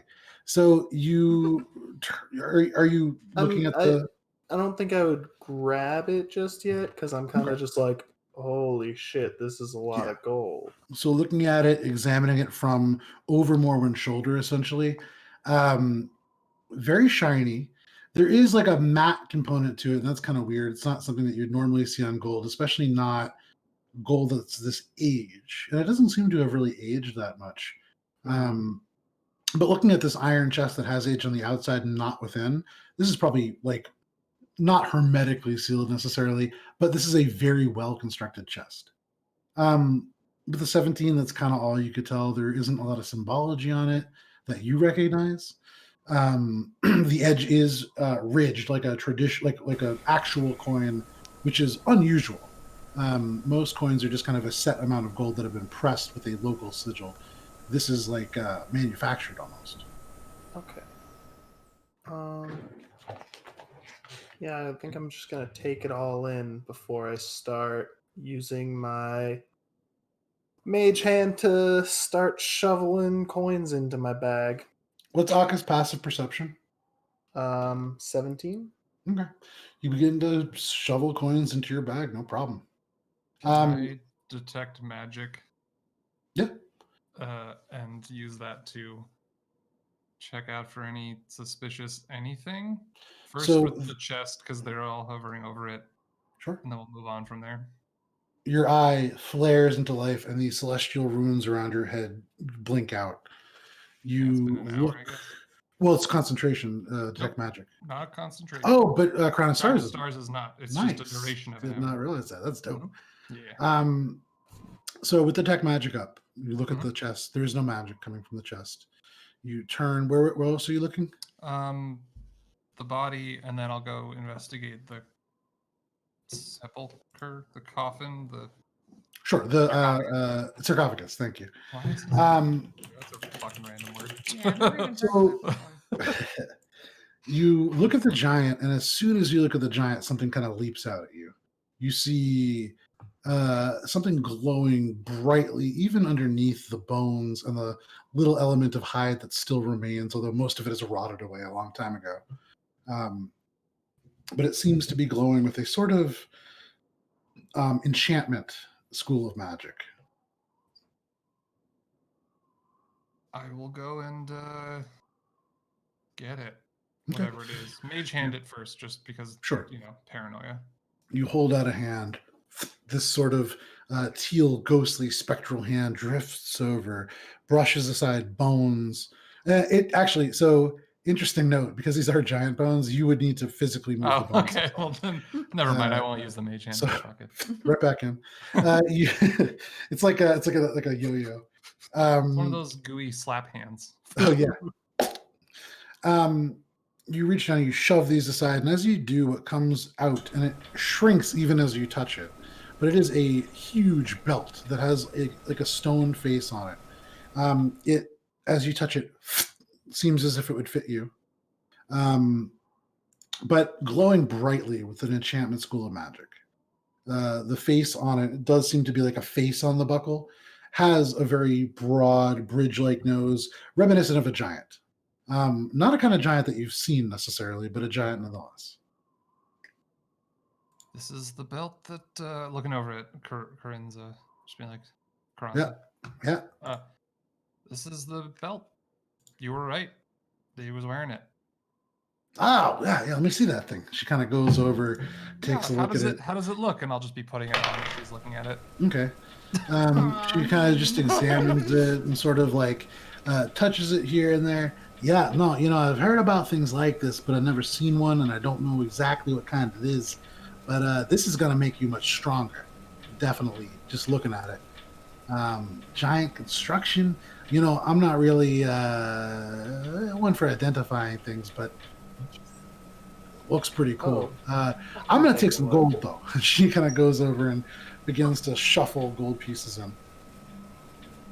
I'm going to go, having collected, assuming like a fairly decent amount of the gold. So, Morwen, this whole time, have you just been scooping gold? I mean, I was going to try to split it up evenly, but seeing everyone grab, I'm like, well, yeah, I mean, I'm not gonna just stand by. I don't know if we can even carry the amount. So I'm Akka, you will be able to split amongst you, but Akka and Morwen, roll a d20 for me. Oh, thanks. Oh, okay. Natural 20. Carranza also rolled a natural 20. Nice. 4. Okay. Yeah, this is what's going to happen. So, Morwen, go ahead and you can add 847 gold pieces. And Morwen, when you open it, immediately you start just stuffing them in, like your clothes, you put them in your bags, you like slightly unsheath butts and you kind of stuff stuff into the bottom of the sheath. Like you put it everywhere that you can manage, but it's really like a physical space issue for you. Yeah. Akka, you begin to like move towards it to collect it, and you can see Carranza from the other side conclude her conversation and then kind of wave her hand. Hang on, I just gotta look up the spell real quick. And even as she does, Akka, in front of you, how many tiny objects is this? 10 of these coins, all large, roughly the size of your fist flattened out, suddenly spin on their own axis and begin to roll towards her. As she casts Animate Object and begins to pull gold, even as she walks by. So, like a fistful of gold rolls by you, Akka, as you get close. But Akka, you are able to add 324 pieces of gold. I do math because that means that Carranza is getting the remaining 176. So 327? 324. 324. Yep. So in total, that means that you guys, between the three of you, split 1,347 pieces of gold. Woo! Nice. This is a lot of money. This Wait, is how did I get the definitely most? the most gold. Because you went down first, so I assumed as soon as you opened it up, just scooping. Yeah. Okay. If you had rolled better, you could have theoretically taken it all, and actually probably should I have would had have a lot done. more. Well, I could have split it, but yeah. Yeah. I would have had I. But Still can. now they get their share. So you guys now within this dark space have collected this belt. This is some Skull. real spending money. I'm looking over at Doc and be like, see, it's worth coming with us. This is how Let we me made take all a of look ours. at your Oh, item there. yeah, I mean, I can, but if you got that kind of ability ready, go right ahead. It's Yeah. kind of my thing. Sure. Grab it and I'm wearing identify. it. Okay. Well, You grab I'm it, and gonna- Heinrich, you like take a couple little short steps. Oh, well, my I'm not goodness. gonna grab it if he's wearing I'm it. wearing I'm gonna it, be like, yeah. you want to like. I'm gonna wait for him to, assuming he takes it off, to No. like. I'm just going to be like, yeah. So Akka, Okay. it's Look some good? slow jazz begins to play in the background. You kneel in front of Heinrich. No. so, Oh my God. Akka, how long does it? Identify. Oh. I have to be holding it the whole time that I'm using the spell, and I think it takes a Awkward. minute. Oh, fine. Sure. Here. Go ahead. I have a good idea of what it is given the Heinrich takes journal it that I off read, and but hands it to you. And Take it this off. is my finder's. Akka, what are you casting?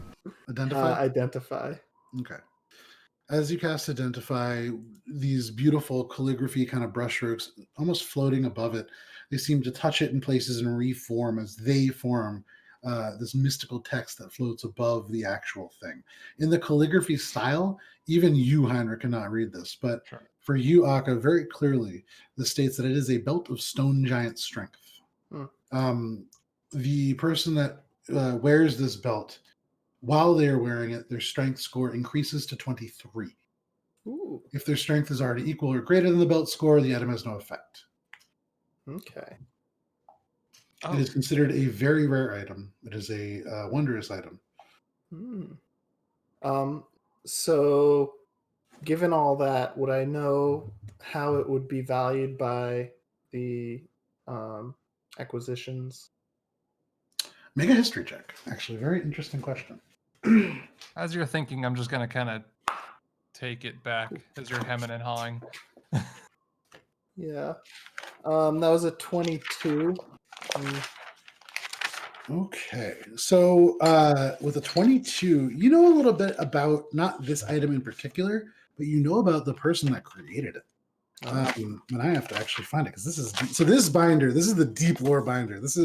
I am reading through the chronological happenings of. Okay, so here it is. You would know that this is created by an individual who is called Wogra the Artist. This was a stone giant, and they were the first kind of non-traditional stone giant artists produced from the conclave that you don't necessarily know the name of, but have an idea that it was somewhere in the Kulturam region. He is a very, very well-regarded sculptor from the first age, the age of giants. His art has actually survived, and kind of almost like in terms of like the artistic merit of this, he's kind of like the Da Vinci of the giants. There are great works that he is known for, dating back to 790 in the first age. The most famous, which is just titled Wogra, and is a simple carving of this giant himself. It actually exists in the museum above the Dungannon Antiquities Collective. But the creator of this makes this very valuable, beyond just a magical item, which this would be interesting to the collective. They would want to like take notes on it and probably archive it. Would they have immediate use for it? Probably not. Okay. Is it valuable? Yes. I'm gonna be like, hey, Heinrich, you want to trade this dank old belt for my share of the gold? Not at the moment. Thank you for the offer. You sure? Mm-hmm. Kronz just looks back and forth with this awkward interaction, and then goes, I'm just like, what does it do? What is it?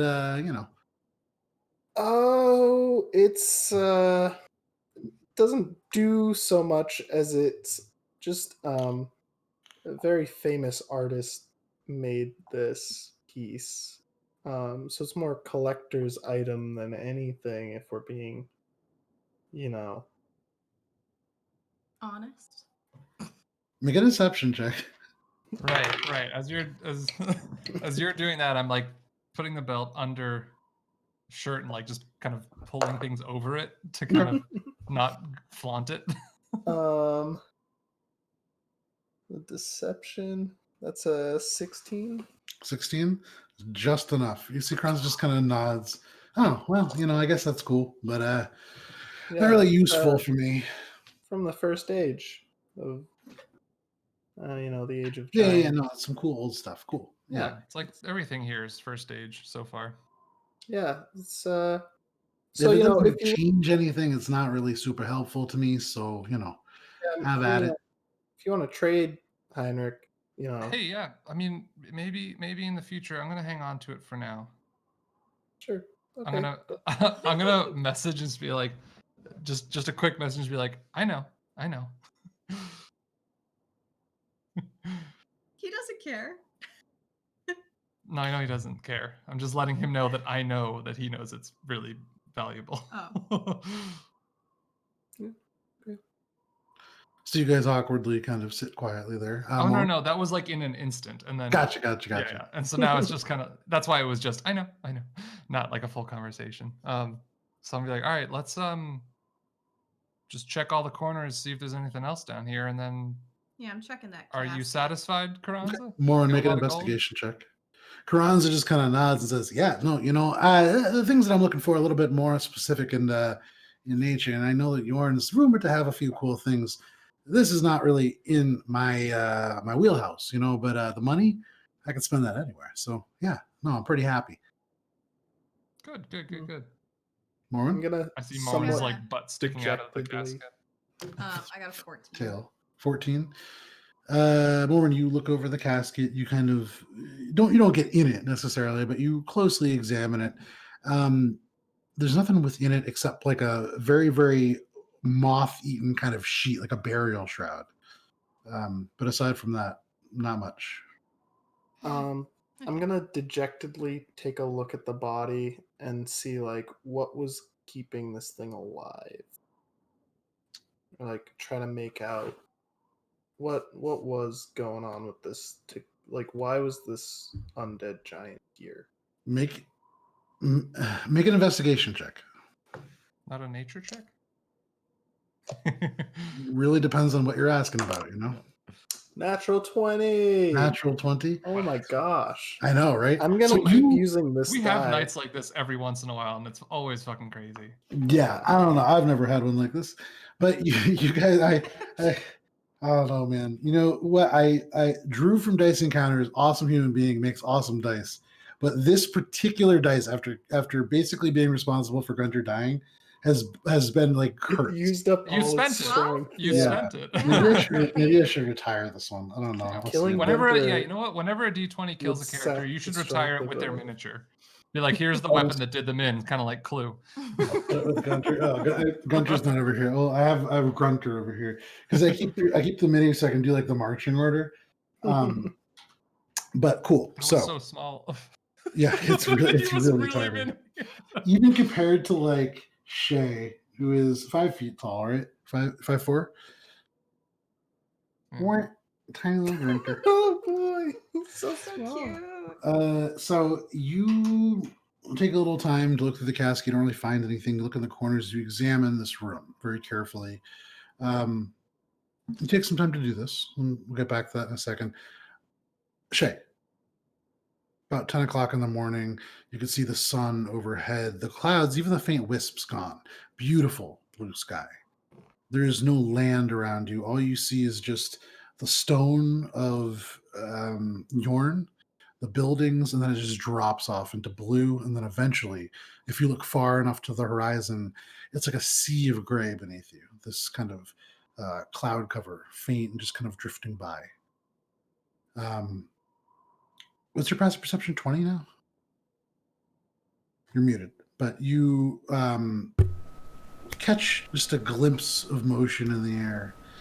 Coming from somewhere off to the southwest, you turn, and for the first time in some time, you feel this brief bit of a lift in your heart. You see these feathers, even from this distance, recognizable to you. One of the wings a little bit misshapen.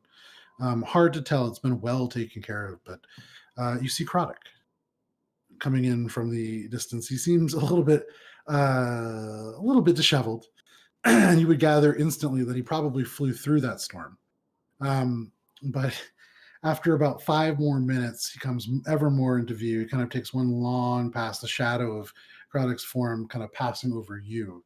In a brief second, you hear this loud, almost like a sigh, as Croddick lands right in front of you. Gets up quickly. You see the feathers still a little bit damp in places. He still breathing a little bit hard.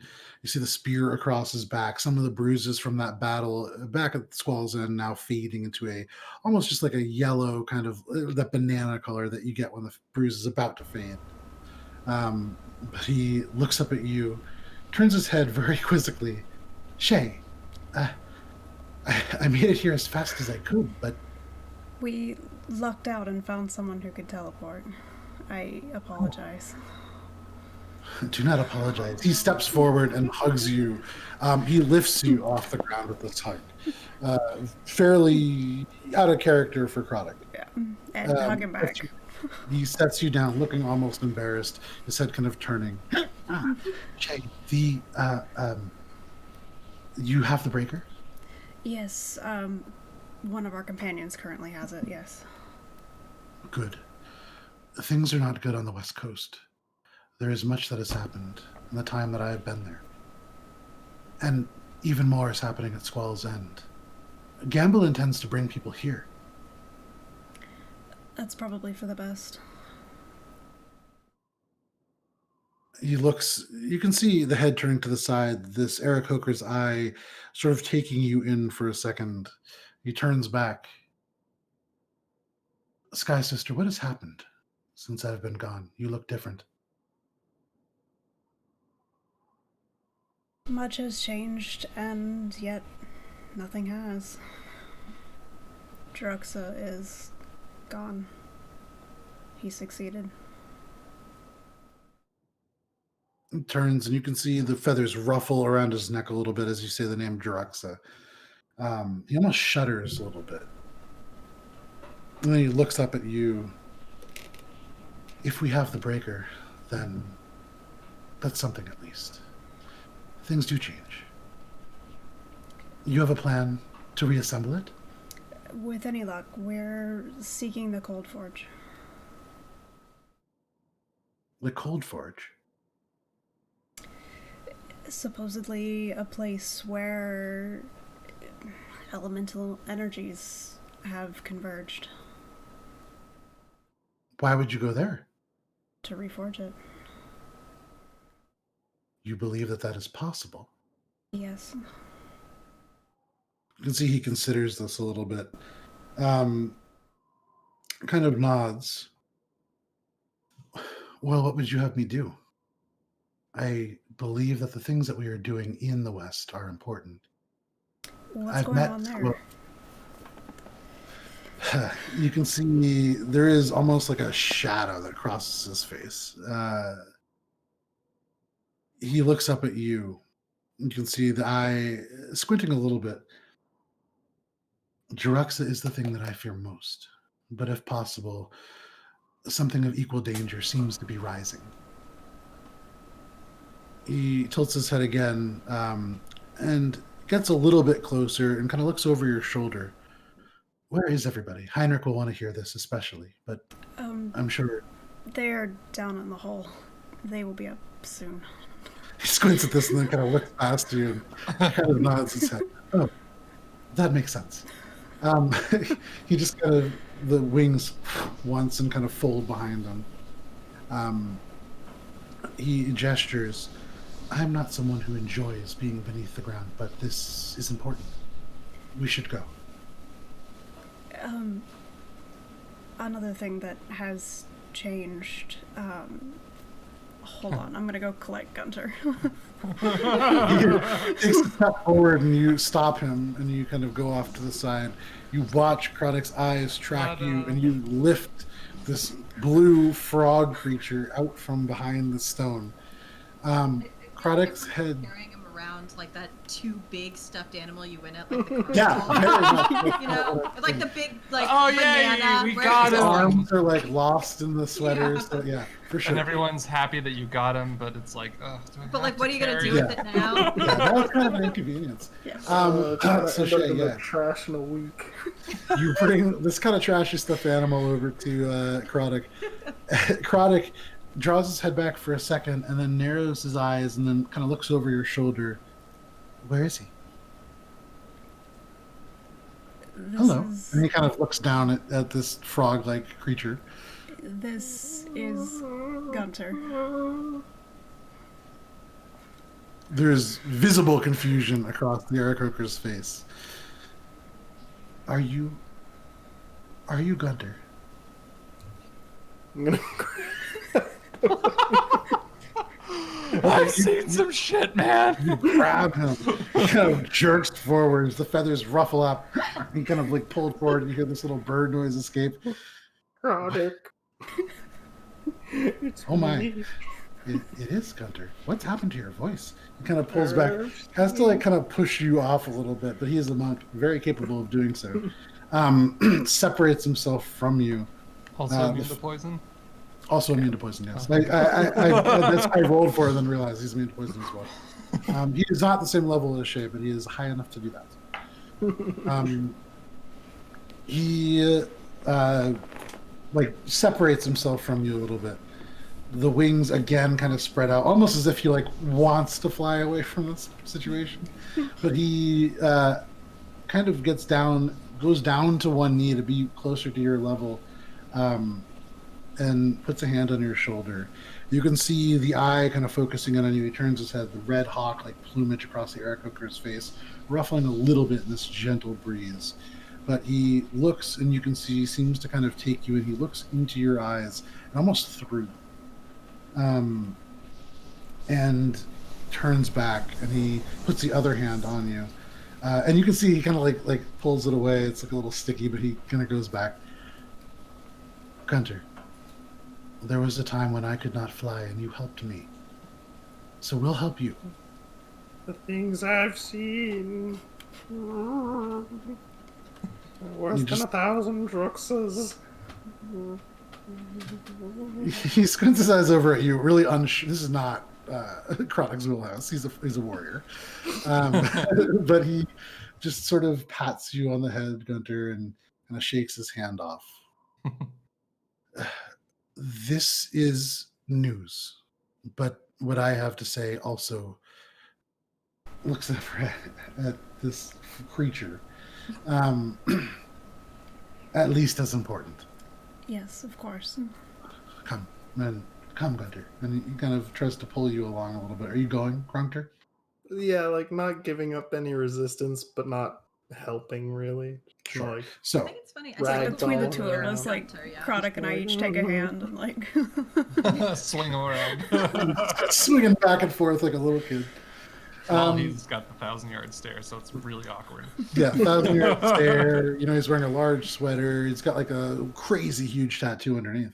But you guys bring him closer to the entrance to Wharton's tomb. Chronic, Shae, and Glub, you guys make your way towards the rest of the group that is beneath and kind of rifling through. But because it is almost midnight, this is a perfect place to stop. And so this is where we'll end for the evening. But congratulations, guys. You broke both of my encounters tonight. So with this combination of Heinrich mine, did actually. It was just Yeah. Reynolds. yeah, it was That's- just Heinrich. if he had gotten a chance to hit you guys once, he could have just fucking yeeted you off this entire thing. Because the belt of giant strength, I mean, that with him would have made it for a very interesting encounter. But yeah, you guys just straight fucked him. So that's that happened. But thank you guys very much for hanging out and joining us for Adventures in Alberon, this campaign that we're running. Again, if you get a chance, check out alberonrpg.com. It's our website. There's a lot of lore up there. There's a 60-page document on various aspects of Dominion called The Dungeoneer's Guide to Dominion. It is a work in progress and slowly coming out, but check that out. alberonrpg.com/lore. And then tomorrow, if you missed parts of this, you want to catch up. If you want to go back to the very beginning of this campaign, you can check us out on YouTube, Alberon RPG. This will go live at 8:30 there. If you want a chance to see it in a different format, although I imagine the content will be fairly similar. But are we all back next week? Mhm. Fantastic. So 8:30 p.m. Next week here on Twitch. We'll see you for session 73 of Adventures in Alberon. We'll see you then. Good day. Bye.